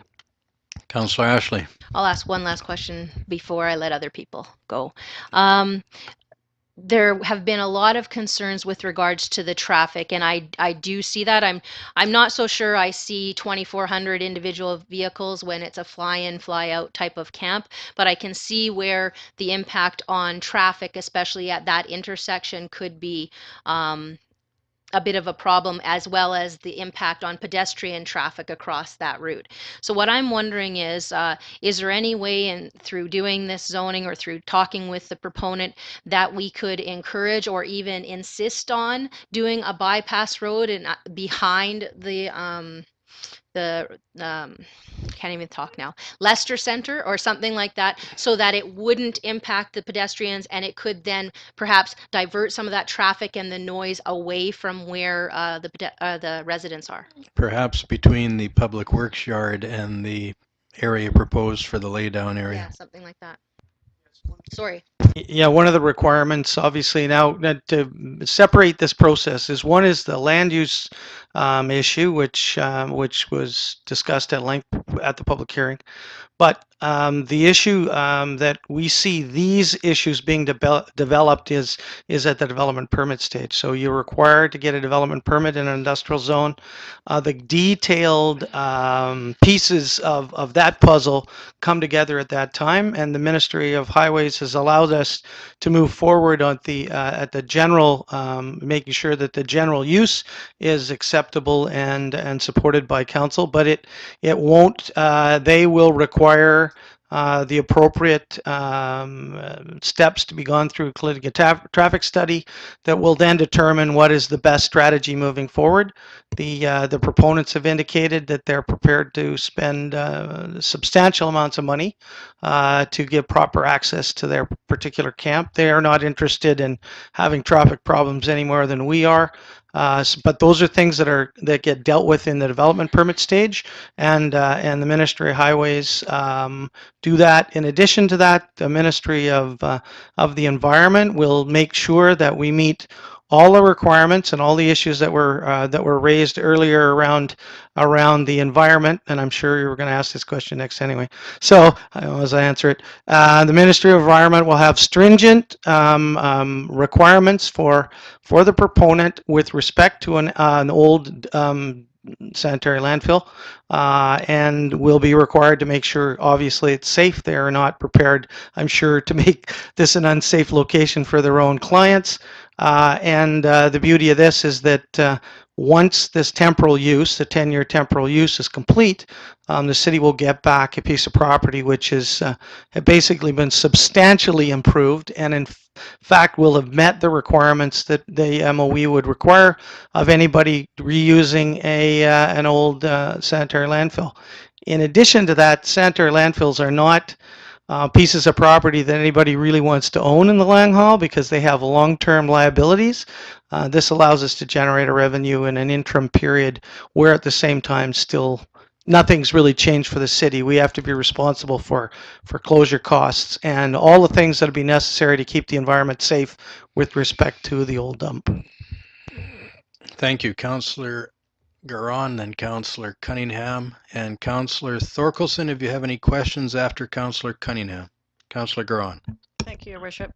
I think the lessons that we are learning from all the other communities in the north that have dealt with this, we're trying to do it right. Whether we get it right, who knows? But I think our planning department and our staff has been working diligently on all of these problems and hope to be able to mitigate a lot of the concerns that people have. So I think it's great that people came forward and voiced their opinion, and I'm confident that we will get it right, and the next council coming in will get it right, hopefully. So I'm in favor of, I'll be voting in favor of this proposal. And as Mr. Long says, in 10 years, we'll be getting back a piece of property that has been upgraded and that we can do something with. So I think council and staff can work with the proponents to make something that works for both the community and for the proponent as well. And with these large projects, I mean, they're challenges. You can't have a big project and not have challenges. You're going to get the good with the bad, but hopefully we have more good than bad. So thank you. Thank you. Councillor Cunningham. I tend to agree with Mr. Long. I think a lot of the problems can be worked out in the development permit stage. The proponent seems to want to work with us. They were talking about access to Mount Hayes, improving that. I'm quite sure they'll work with a trail system if it's not going to be big ticket items for them. I think in the end, traffic and everything else can be alleviated, and there's a lot of historical evidence from other campsites and that we can draw from to get this right this time. The community will have lots of time to be involved in the development permit stage of it. And as far as the official community plan, the new council has talked that they want to engage the community. This will be a perfect time for them to reach out to the community, talk to the community on the official community plan if it has to be changed, and also on a lot of other issues with development permits and that. So I think it's a win-win. Thank you. Councillor Thorkelson. I did want my question regarding traffic addressed. Mr. Long, do you know, or is the proponents there? I was concerned about the number of cars. I tend to agree with the mayor that most of the Northwest camps have been fly in, fly out and have seen huge airport traffic, but I would like to know about the number of cars and where they're going to be housed, parked. Mr. Long.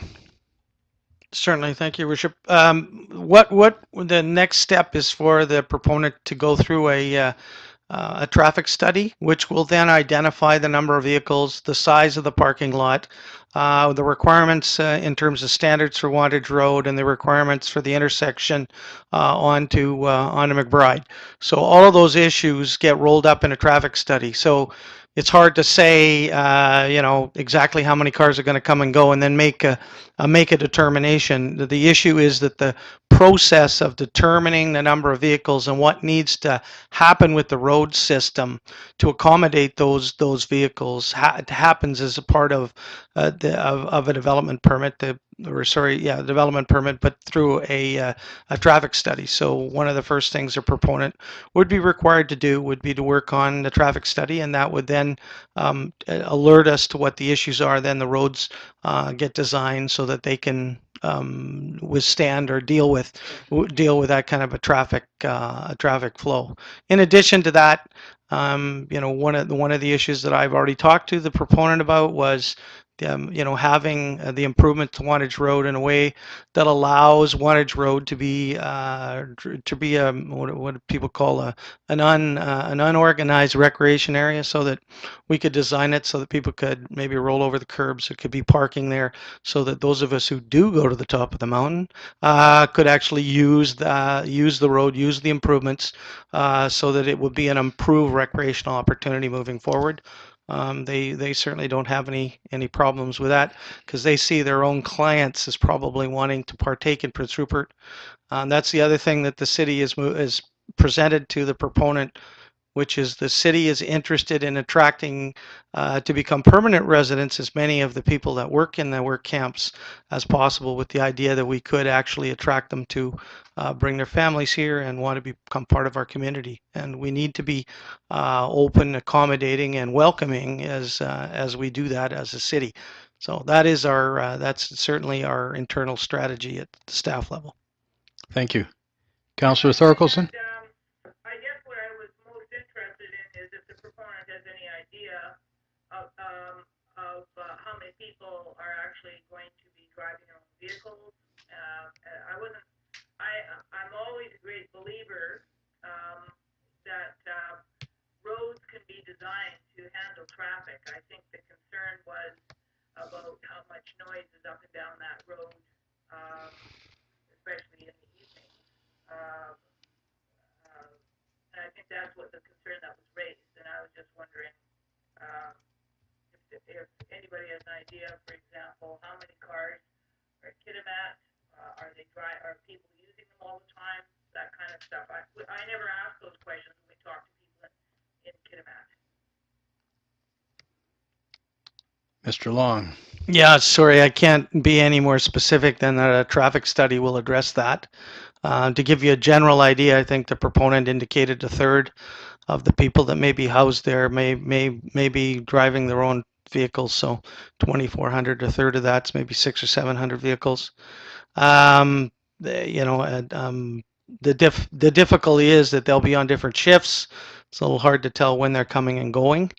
They are required to follow the city's traffic bylaw, and in fact, there's quite an industrial use through the middle of the city of Prince Rupert now by the container port. I can't imagine that this use would generate any more activity than our container port does through down Second and through the middle of our community. So I in the absence of actually knowing what the numbers are, I'd have to sort of hazard a guess, which I'd rather not do. That will come up as part of the traffic study around the development permit stage. Okay, thank you for that, Mr. Long. I was also wondering if we heard from people, lots of people, mainly from Hayesville, and I think that's logical because they're backing on they're going to be backing onto this modular camp. What I was wondering is has there been a discussion about an alternate emergency egress from the camp in case there was, so there isn't just one way in and out? Has that been discussed with staff? Mr. Long? We have had a discussion with the fire chief around that issue. I don't think it'll come to fruition until such time as we get the development permit stage. But those are the issues that we'll deal with and have to be addressed before we can move forward with a development permit. Okay, so I think what I also wanted to ask about is maybe just for clarification, because Ms. Palm asked the question.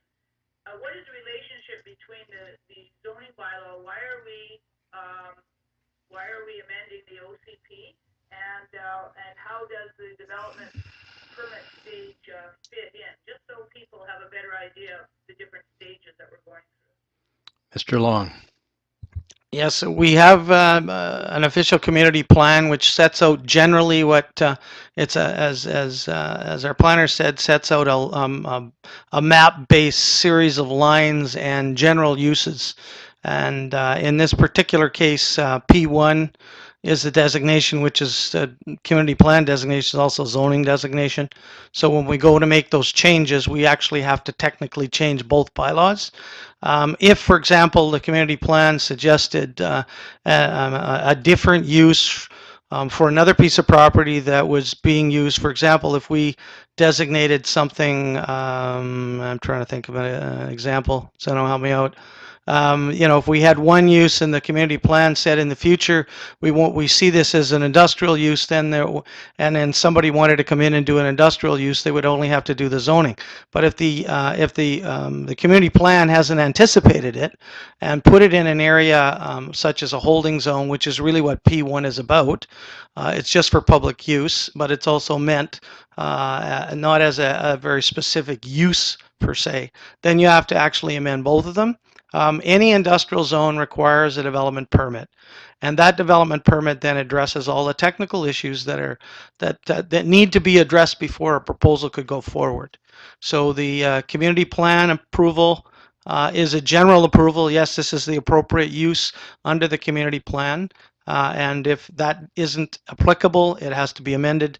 And then subsequently, the zoning bylaw has to be amended specifically from P1 to and this is a specially designed industrial zone specifically for camps as part and parcel of your staff's work to try and accommodate this possible economic activity that will go through in the community. And we've done this in a temporal way so that it's not a permanent rezoning circumstance. It's a 10-year opportunity since the land is owned by the city. Mr. Long, on that, where does it say it's just a 10-year? Is that because that's what the city is proposing as a lease, or is that I don't see that in the zoning bylaw. Mr. Long. Yes, it's in the lease. Sorry. So I get a further question on this zoning bylaw, and that is if once this camp once whatever is being built, wherever it's being built, that needs a camp, and once all of that construction is gone and the camp is closed down, this because we have zoned it for a camp use that is connected with industry, does that mean other industrial development could occur there? Could somebody put an industrial development, a pellet plant there or something? Absolutely not. One, the zoning is very specific to this particular use. And in addition to that, council owns the property. It's public property, and council has full control through the lease arrangements to make sure that that can't happen. So council would have to agree for any of that to happen very specifically and transparently with the public before any of that could ever happen. So we're zoning for a specific use, which is temporal in nature because of the lease arrangement, and allows that particular use, which is attached to some major industrial development that is hopefully anticipated or maybe anticipated in Prince Rupert. Councillor Thorkelson, you'd end up having another rezoning because of the specific nature of it and the specific use. Thank you. That's sort of what I was fishing for, if that was correct. And so that's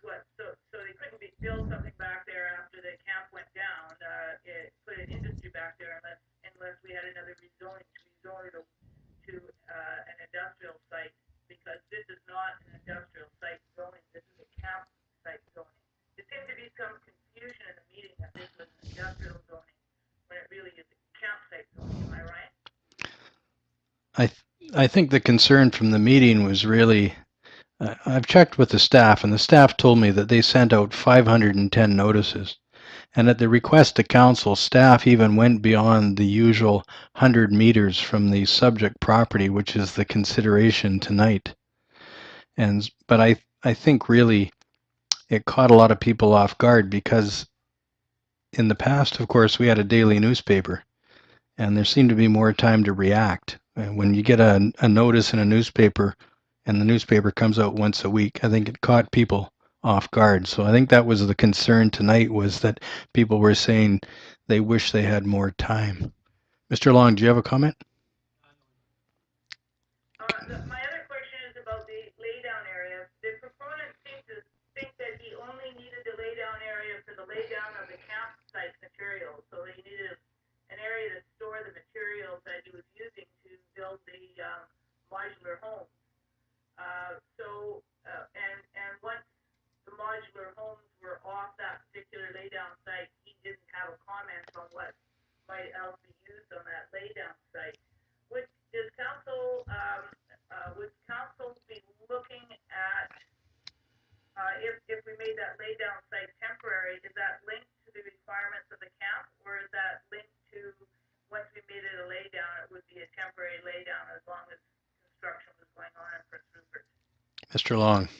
Yeah, the idea of having a laydown and materials handling kind of opportunity is to accommodate both the camp, but in addition to that, the industrial development that's going to take place if one of these LNG plants go forward. So it is anticipated that for a 10-year period only, that these properties will use as laydowns. You'll see that the planner has specifically excluded any industrial activities per se of what did you call it?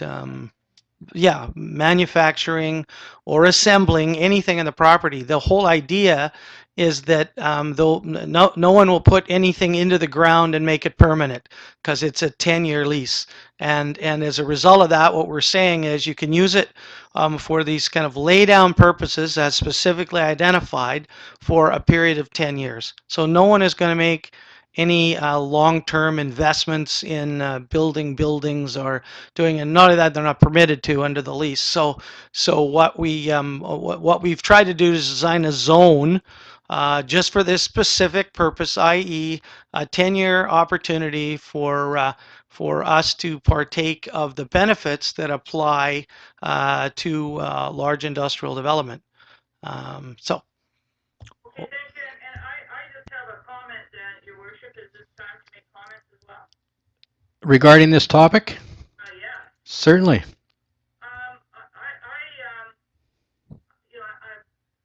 If we're going to, if LNG does go ahead, or if Campotex goes ahead, or any other major development goes ahead, and we have to house a couple of thousand construction workers, it seems to me that we should house them where Prince Rupert is going to gain the most benefits and have the least amount of inconveniences and serious downsides.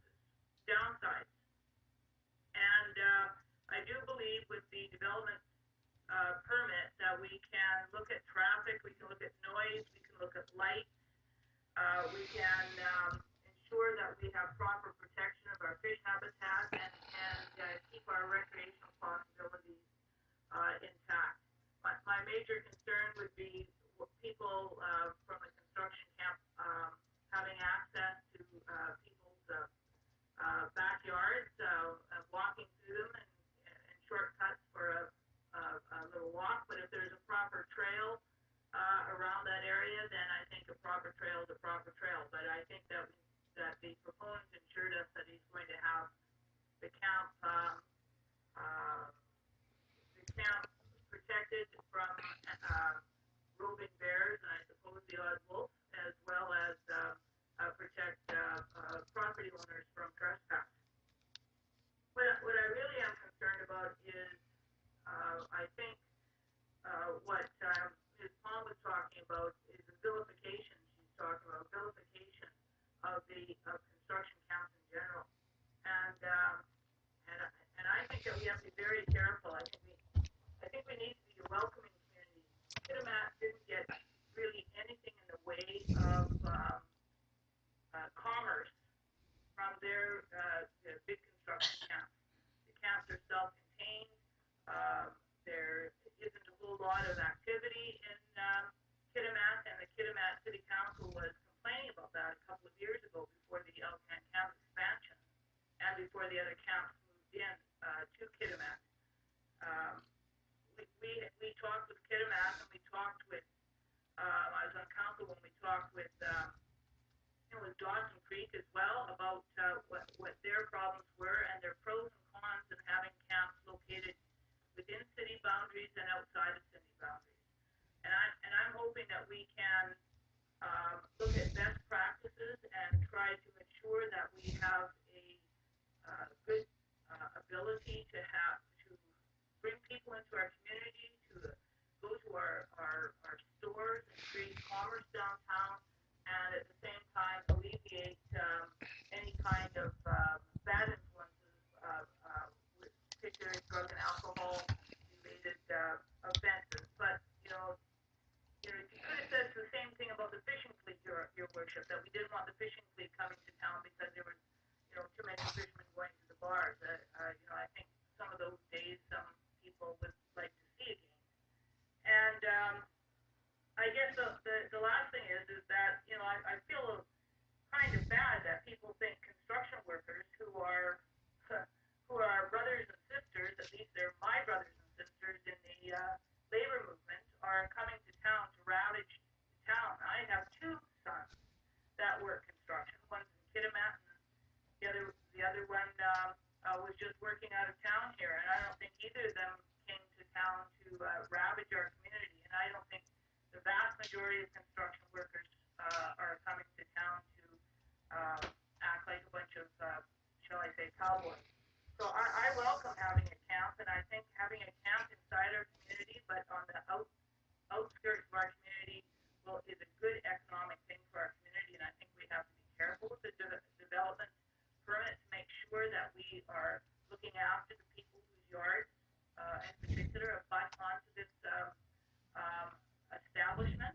And I think we have to ensure that the proponent makes sure that the establishment acts like it is a good class hotel. But I know that when my boys come off work after 12 hours, they want to go into their camp, have something to eat, play on their computers, and go to sleep because they're dog tired.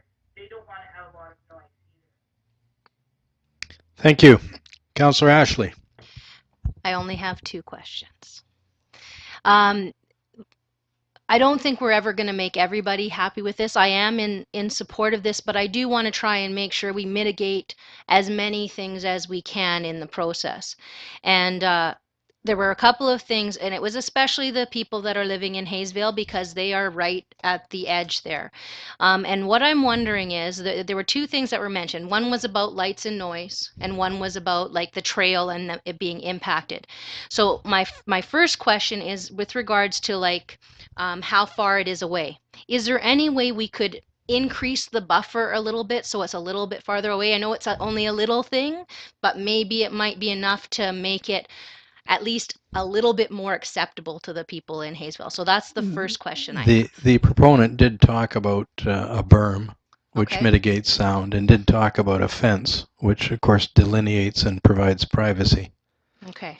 Yeah. And so I would encourage if we could maybe work with them to do something along those lines. Then the second one that I'm wondering, because there was some talk about the trail, and to be honest, I've never been along the trail, so I don't know where it goes. But what I'm wondering is perhaps, is there some way that with working through with the proponent that along the edge or wherever the lay down area is, that maybe we could work with the proponent to create perhaps a new trail that would allow people to still access wherever they're accessing. I'm assuming that they somehow walk behind and go all the way to the mountain that way. So I'm wondering if there's a way that we could work with them to do that. Yeah, we could do that. I don't think that's a particularly big deal for the proponent. Councillor Cunningham. I think all this discussion we're having right now will be addressed in the development permit stage when we can make demands or work with the proponent to get it done. We seem to be going around in a circle right now. We're all talking about the same thing and we all have the same concerns. Hayesville's a big concern. The trails are a concern. The proponent talked about them a bit already. The proponent seems to be more than willing to work with the city, and not only for the city's benefit, but for their workers' benefit. Trails behind or around the camp and up the mountain and that, they'll be used by everyone. And it'll be a legacy that'll be left over for us. So I really think that, this will all come out in a development permit because it's got to go through that. We're just talking about rezoning it, and then all these studies and that might make this conversation all irrelevant. Thank you. I'll call for the question. Question's been called. Those in favor? Thank you. Motion passes. Next is a report from the city manager regarding an application for a development variance permit at 1654 Atland Avenue. Recommendation is that council approves the development variance permit application number DP-14-18 for 1654 Atland Avenue in accordance with an executed encroachment agreement. Mr. Long, do you have anything further to add to that? I'll ask council's consideration of the recommendation. Councillor Garon. I'll move the recommendation. Thank you. Seconded by Councillor Carlick Pearson. Discussion. Call for the question. Question's been called. Those in favor? Thank you. That motion is adopted. We'll move on to reports. First of all, any additional items? Councillor Garon. Thank you, Your Worship. Being this is my last meeting, I've over the years have talked to numerous councillors and numerous residents of Prince Rupert who feel that the role of the office of the mayor and the role of councillors with their stipend it should be increased. So I'm wanting to make a motion that staff prepare a report to amend the current bylaw to increase the stipend for councillors from the current stipend, which I don't have the exact amount in my head, which is just shy of $12,000, to increase it to say 18 to 20,000, and also that the mayor's stipend be increased 15,000 per year from the current stipend. So if anybody would like to second that for me. Of course, the decision would be made by the council upon the report being brought forward. Maybe the better thing to do, I'm not sure if you're going to get a seconder, is to ask that a report be prepared regarding the stipend for the mayor and the council for consideration by the new council. Well, couldn't that be part of the motion? Certainly could be. I'm not sure if you're going to get a seconder for what you just suggested. I got one. Are you seconding that? There you go. It's been moved and seconded. Mr. Mandrick, let's see how well you did on that motion. We have a great faith in your abilities, sir. Thank you, Your Worship. I've got that Councillor Giron has moved that and asked that a report be done up by staff that prepares and speaks to increasing the stipend for councillors to currently they are approximately about 11 or 12,000 to 18,000 per year, and for the mayor to be increased by an additional 15,000. Thank you. Is that yes? That's fine. I just want to certainly speak to go it. ahead. Just Your Worship and the incoming mayor that's in the room, the time that needs to be spent in this office is huge, and there's so much going on right now and in the future that I really think it should be a full-time paid position. In order to get people to step up to the plate, it's hard for them to decide to take this office because of the commitment you have to make, and it takes away from you. If you do have a full-time job, it's really difficult to try to accommodate everybody. You know, it's a full-time 24/7 job, and I just think the people that do put their names forward deserve to be paid a fair stipend for what they do. I know myself as well as my fellow councillors put in hours and hours of time taken away from their families and friends. We travel out of town. We can't go grocery shopping without getting stuck in a couple aisles. We get accosted on the street, our phone rings, people come into my business. So I just think that the amount of time and energy that people put in, they should be having a little bit more money in order to make it worth that sacrifice that they make for their community. Thank you for the comment. I don't think anybody would argue with you. It's just a matter of finding the money. Councillor Ashley, then Councillor Carlick Pearson. Yeah, I'm not sure. Like, I mean, obviously it'll be up to whoever's on the next council. I think it's something that they can look at. They obviously got to look at it with regards to the budget. I have to admit I'm a little bit torn on the council. I'm not sure that it needs to maybe be that high, but I do absolutely believe that the mayor's salary should be more. It is more of a full-time position, as I'm sure that you can attest, and it's paid as a half-time position, and I think that we should be putting a little bit more money into that. But that will be up to the next council to decide, and you know, they can either do it at the next meeting or when the report comes, or maybe it'll be done at budget time, whatever it is. But I think that they should at least have the chance to discuss it. Thank you. Councillor Carlick Pearson. I totally agree that there should be an increase at some point, but we've had so many restrictions this year with our finances. We've turned down so many different things that we could do for our community. And you know, when I signed on to be a counselor, I didn't even think that there was actually a pay or a stipend that was going to be included in this. And this last 3 years has been, we've been bludgeoned with, you know, there was 1 month that we had 20 meetings in 1 month or something, and it was tough to handle. But you know what, as a counselor and a local of Prince Rupert, that was my sacrifice and my contribution back to the community. I don't think that we could afford it, and I'm sure that the finances, and if we looked at them closely, we wouldn't be able to look at $7,000 additionally on top of what we're currently getting right now is reasonable, considering that we're in a financial crisis.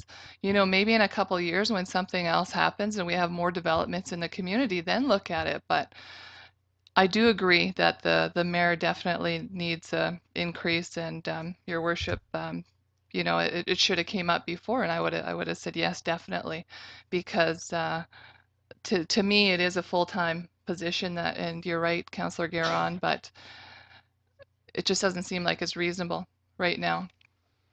Thank you. Councillor Cunningham. I agree 100% with Judy. I didn't take this job for money. I took it for other reasons. The mayor, I agree with. The mayor's crucial. Spends a lot more time here, and possibly we can even talk him into making it retroactive.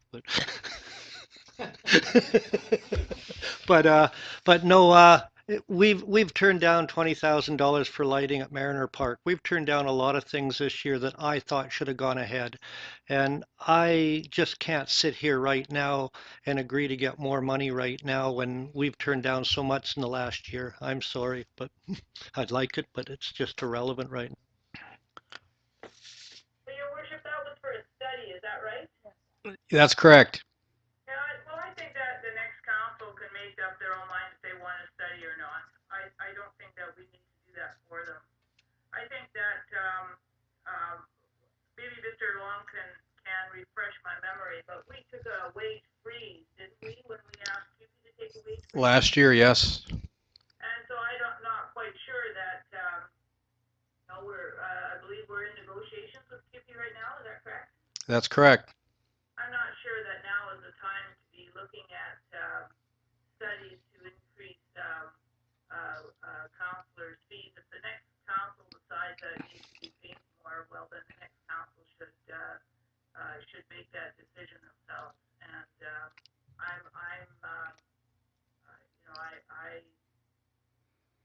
I've always felt that the mayor should be on the regional district. The regional district gets more money that you get for sitting on the regional district, along with the mayor's salary, starts to get out of poverty. Otherwise, you have to have a job for sure. And I'm just not interested in creating public discussion and on wages when I think there's so much that needs to be discussed coming up in the next year, that this next council has a lot of things on our agenda, and I think that we need to be trying to focus on those things, and we don't need to start off by having a dispute over how much we're paying ourselves. So I'm opposed to the motion, even though it is just a report. Thank you. Mr. Mandrick, will you read back the motion? Thank you, Your Worship. I have moved by Councillor Garon that a report be prepared by staff that addresses increasing the stipend for councillors from the current amount of approximately 11,000 to 18,000, and that the mayor's compensation be increased by approximately 15,000. Thank you. Any further comments? Councillor Garon. I just thought that since I'm not in the game anymore, that it was appropriate that I bring it up because I know it's difficult for councillors to sit here and talk about it. So, you know, it's up to the next council to decide, but I just thought it was a good time to have the conversation. So I appreciated everybody's comments and thank you. Thank you.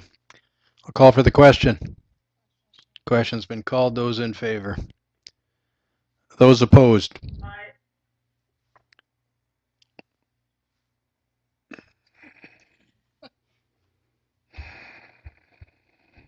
It's a tie vote. The motion is defeated. God, we're running into a little bit of everything at the last council meeting here. Councillor Cunningham. I have two things here. This is under reports, questions, and inquiries? Yeah. Yeah, please go ahead. It's, I'd like to put forth a resolution to invite Melora and BC Housing to council with the new council here and explain to us why there seems to be an impasse because there's a lot of BC Housing units that aren't getting renovated and there's a need for housing right now. And when I talk to one, they say we don't have the money to renovate, and the other says we're working on it. So I would really like to, on a housing point of view, get them at the table and find out what the truth is so they can't trade each other off. Right. Okay, so that's a motion? Yeah. You may want to include in that that staff get a hold of the minister responsible for housing who told us in September at the 2014 Union of BC Municipalities Conference that there was another 20 units being made available. Councillor Ashley. I believe he said it was going to be subsidies as opposed to units. Oh, okay. Just because if I remember correctly, and please, obviously, if other people remember differently, but I thought what they said is that they were kind of moving away from doing housing, I guess, unit projects to giving subsidies for people to live in current housing that's already there. Well, anyway, certainly I may be corrected on this. It's been a while. You made a motion, though. Is there a seconder to the motion? Seconded by Councillor Ashley. Is there any discussion? Your Worship, I have something to say. Yes, please go ahead. Well, I certainly support this. We need a strategy on how to deal with BC Housing. When we met with them last year, you know, we talked about the number of units that they tore down, and I believe there's around, as Councillor Cunningham was saying, around 20 units to 25 units that BC Housing has that they haven't put on the market because people are because they're not renovated. I just had I'm in Vancouver right now, so obviously why I'm not there.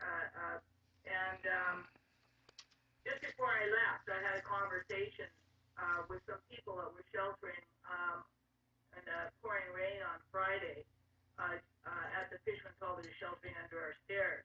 And I'm talking to them, and they're sleeping in cars. We need to have they're coming in from the outlying communities. There's nowhere to stay. Some of them have some supportive housing issues that, so they said they used to stay at the old Harbor Light, but it's gone now. There's nowhere for them to stay. And we need to speak to BC Housing and ensure, or else Ministry of Human Resources, I'm not sure whom we should speak to, but we need to have some kind of housing. So they were talking about, you know, setting up trying to get all the housing, not the homeless people, to set up a camp at on the courthouse lawn. I said, well, maybe that's not a bad idea, but we need to start focusing on some of these things. That next council has to start focusing on these things. So I agree that BC Housing needs to come to talk to us, and somebody has to take the responsibility for doing two things. One is ensuring there's enough affordable housing in this town, and involved in that, but so does BC Housing. And the other thing is that we need to make sure that we have enough shelters. And we might have to do something on a temporary basis, but we can't have people living in cars. Last thing I want to say is I just took a bus home along Hastings last night to my hotel for my meeting, and for 5 blocks along Hastings, there's people who just at dusk when I was coming by around 6:30 or something like that, and they were laying out there, getting their beds ready. They're laying out there. There's a whole homeless contingent along. I haven't been along Hastings for a long time. Whole homeless contingent along Hastings. It looks like the worst of the bombed out areas in movies that we see when there's refugees. We don't need to look like that. And BC Housing needs to be involved, probably MHR, and we need to start really pushing the envelope before it's too late. Thank you. It's been moved and seconded. Is there any further discussion? No question. Question's been called. Those in favor? Thank you. Your next item, Councillor Cunningham? Airport. Renovation. You're talking about Digby Island Airport. Yes, our airport. 4 weeks ago, I asked for the minutes of the last Airport Society meeting. I still haven't received them. I hear different rumors, different stories and everything coming out of there. I flew out last week and came back in, and so far all I see for our renovations is a bunch of chipboard where windows were. I'd like to know what is going on. We asked at one time if the Airport Society could give us some answers. We were told at that time that the chair would come and explain something to us. That's another motion I want for the new council. I want that airport. Well, why don't you make a motion right now that you invite the chairman of the Prince Rupert Airport Authority Yes. to attend a council meeting? Yes. Is there a That's my seconder to that? Seconded by Councillor Ashley. Any further discussion? I'll call for the question. Question's been called. Those in favor? There you go. Thank you. You're welcome. Councillor Ashley. I just wanted to take this time to, oh geez, I'm trying not to get emotional. I've really enjoyed the 6 years I've been on council. I've enjoyed working with all of you, and I'm getting emotional because it's been a really good run. I really have appreciated the fact that we can disagree and still respect each other afterwards. I intend to continue to contribute to the community, to be part of the discussions, and I really hope that the voter turnout that we had will mean that people are going to get involved. And I just wanted to wish everybody the best of luck. Thank you very much. Councillor Cunningham. I've only been on council, well, even less than 1 year, and I got to say it's been a real learning experience for me that I really enjoyed.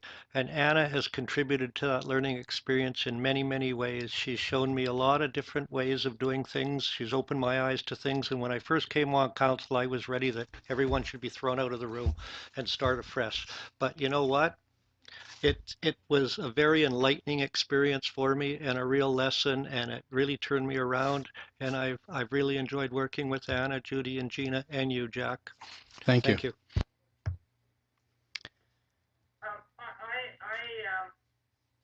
guess this is the time to say that you know I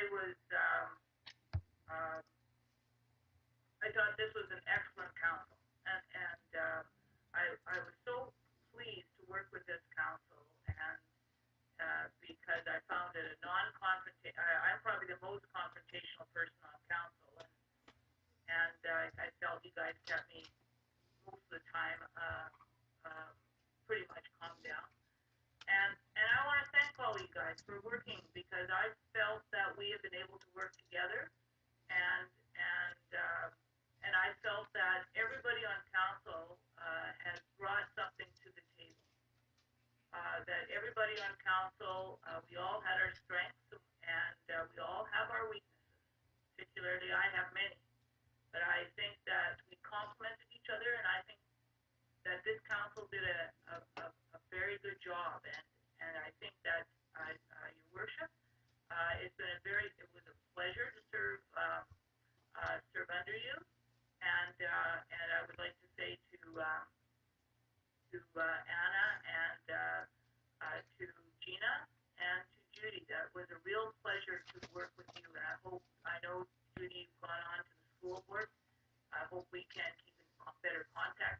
with the school board, and but I hope, Gina, that you and Anna aren't going to be strangers. I hope that you're at every public meeting and that you speak up and keep up your interest, because I know you have interest, all three of you, that are no longer going to be holding public office. Jack, you with your great knowledge, and Gina and Anna, you with your knowledge, and all four of you with your knowledge and heart. I'm going to miss you, and I think this next council is going to be a fun council. It's going to be a hardworking council, and it will pick up all of the challenges that are ahead of us. I think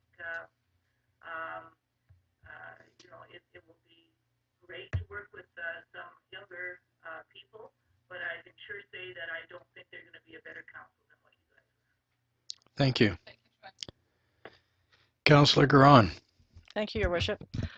I just wanted to say how it was an honor and a privilege to have sat here for the last 6 years. I've learned a lot. I've appreciated all my fellow councillors. We've always agreed to disagree.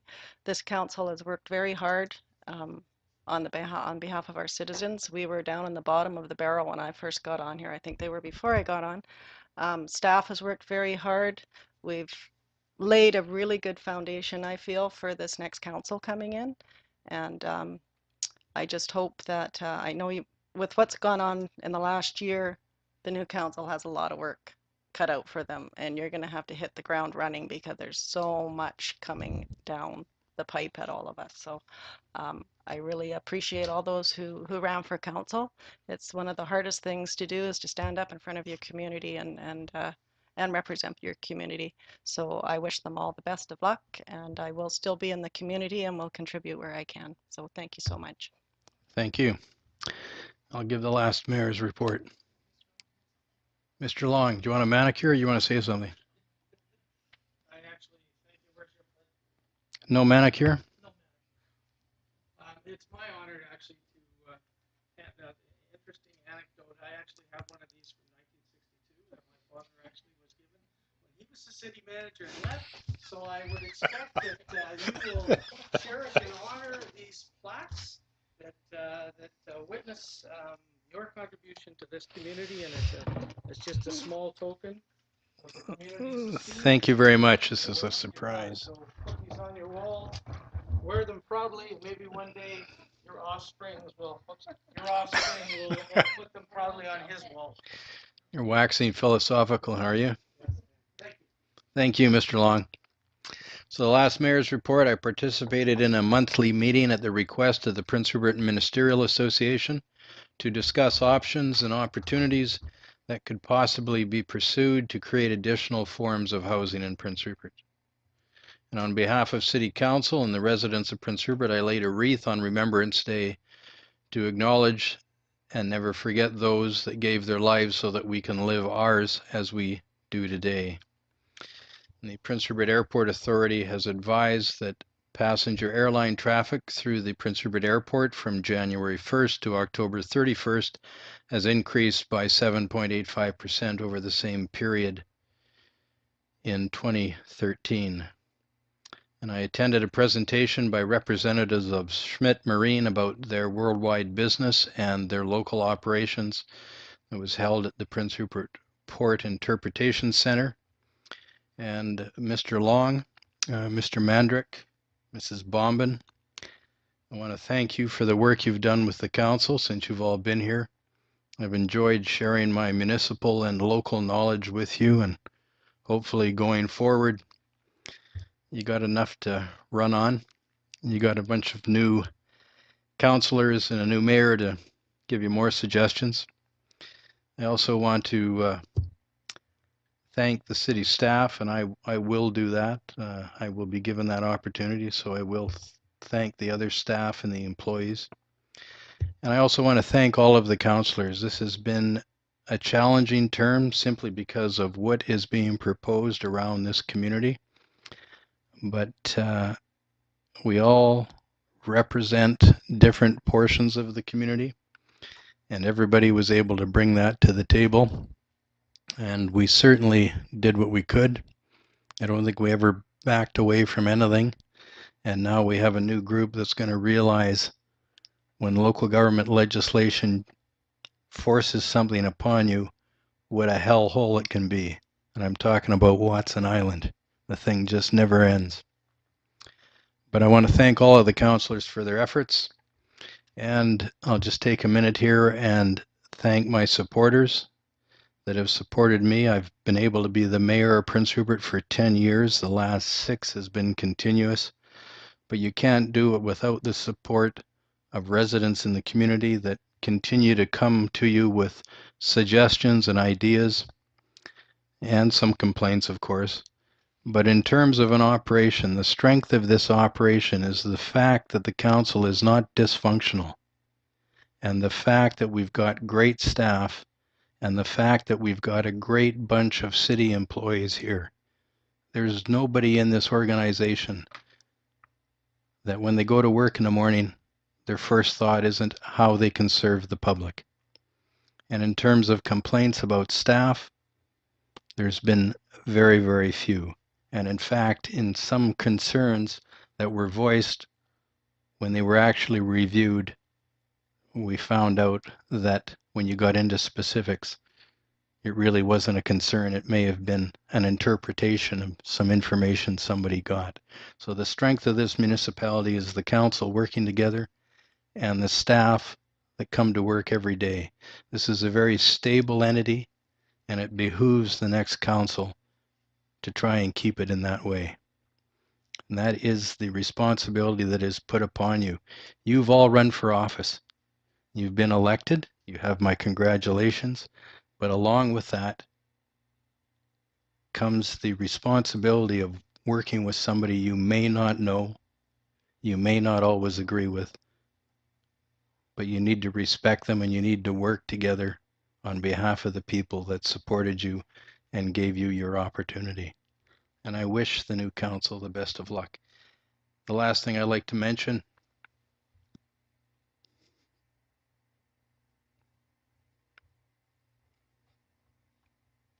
some of these people have passed away, but they were great supporters of mine. One was actually an aunt to young Mr. Brain, and that was Mrs. Van Vackus. Another was Mrs. Dolly Wampler and Mrs. Joan Hicks. And of course, the one that's still alive and still with us and has certainly done what she can for the community is Mrs. Barb Gruber. And for many years, those people supported me and gave me great advice. I was very appreciative of it. I want to wish the community well. I want to wish you all well. And this is a great community. It's going to change, but it's a great community. And there's some very good people living here. We don't always in this council chambers get the majority. And so sometimes there appears to be a silent majority out there. But there's a lot of people that care very much and in their own way try to contribute. Thanks again to the council. I've appreciated the time. If there's nothing further, I'll call for a motion to adjourn. Councillor Ashley. Thank you. Seconded by Councillor Garon. Any discussion? Question's been called. Those in favor. Thank you. For the last time, this council stands adjourned.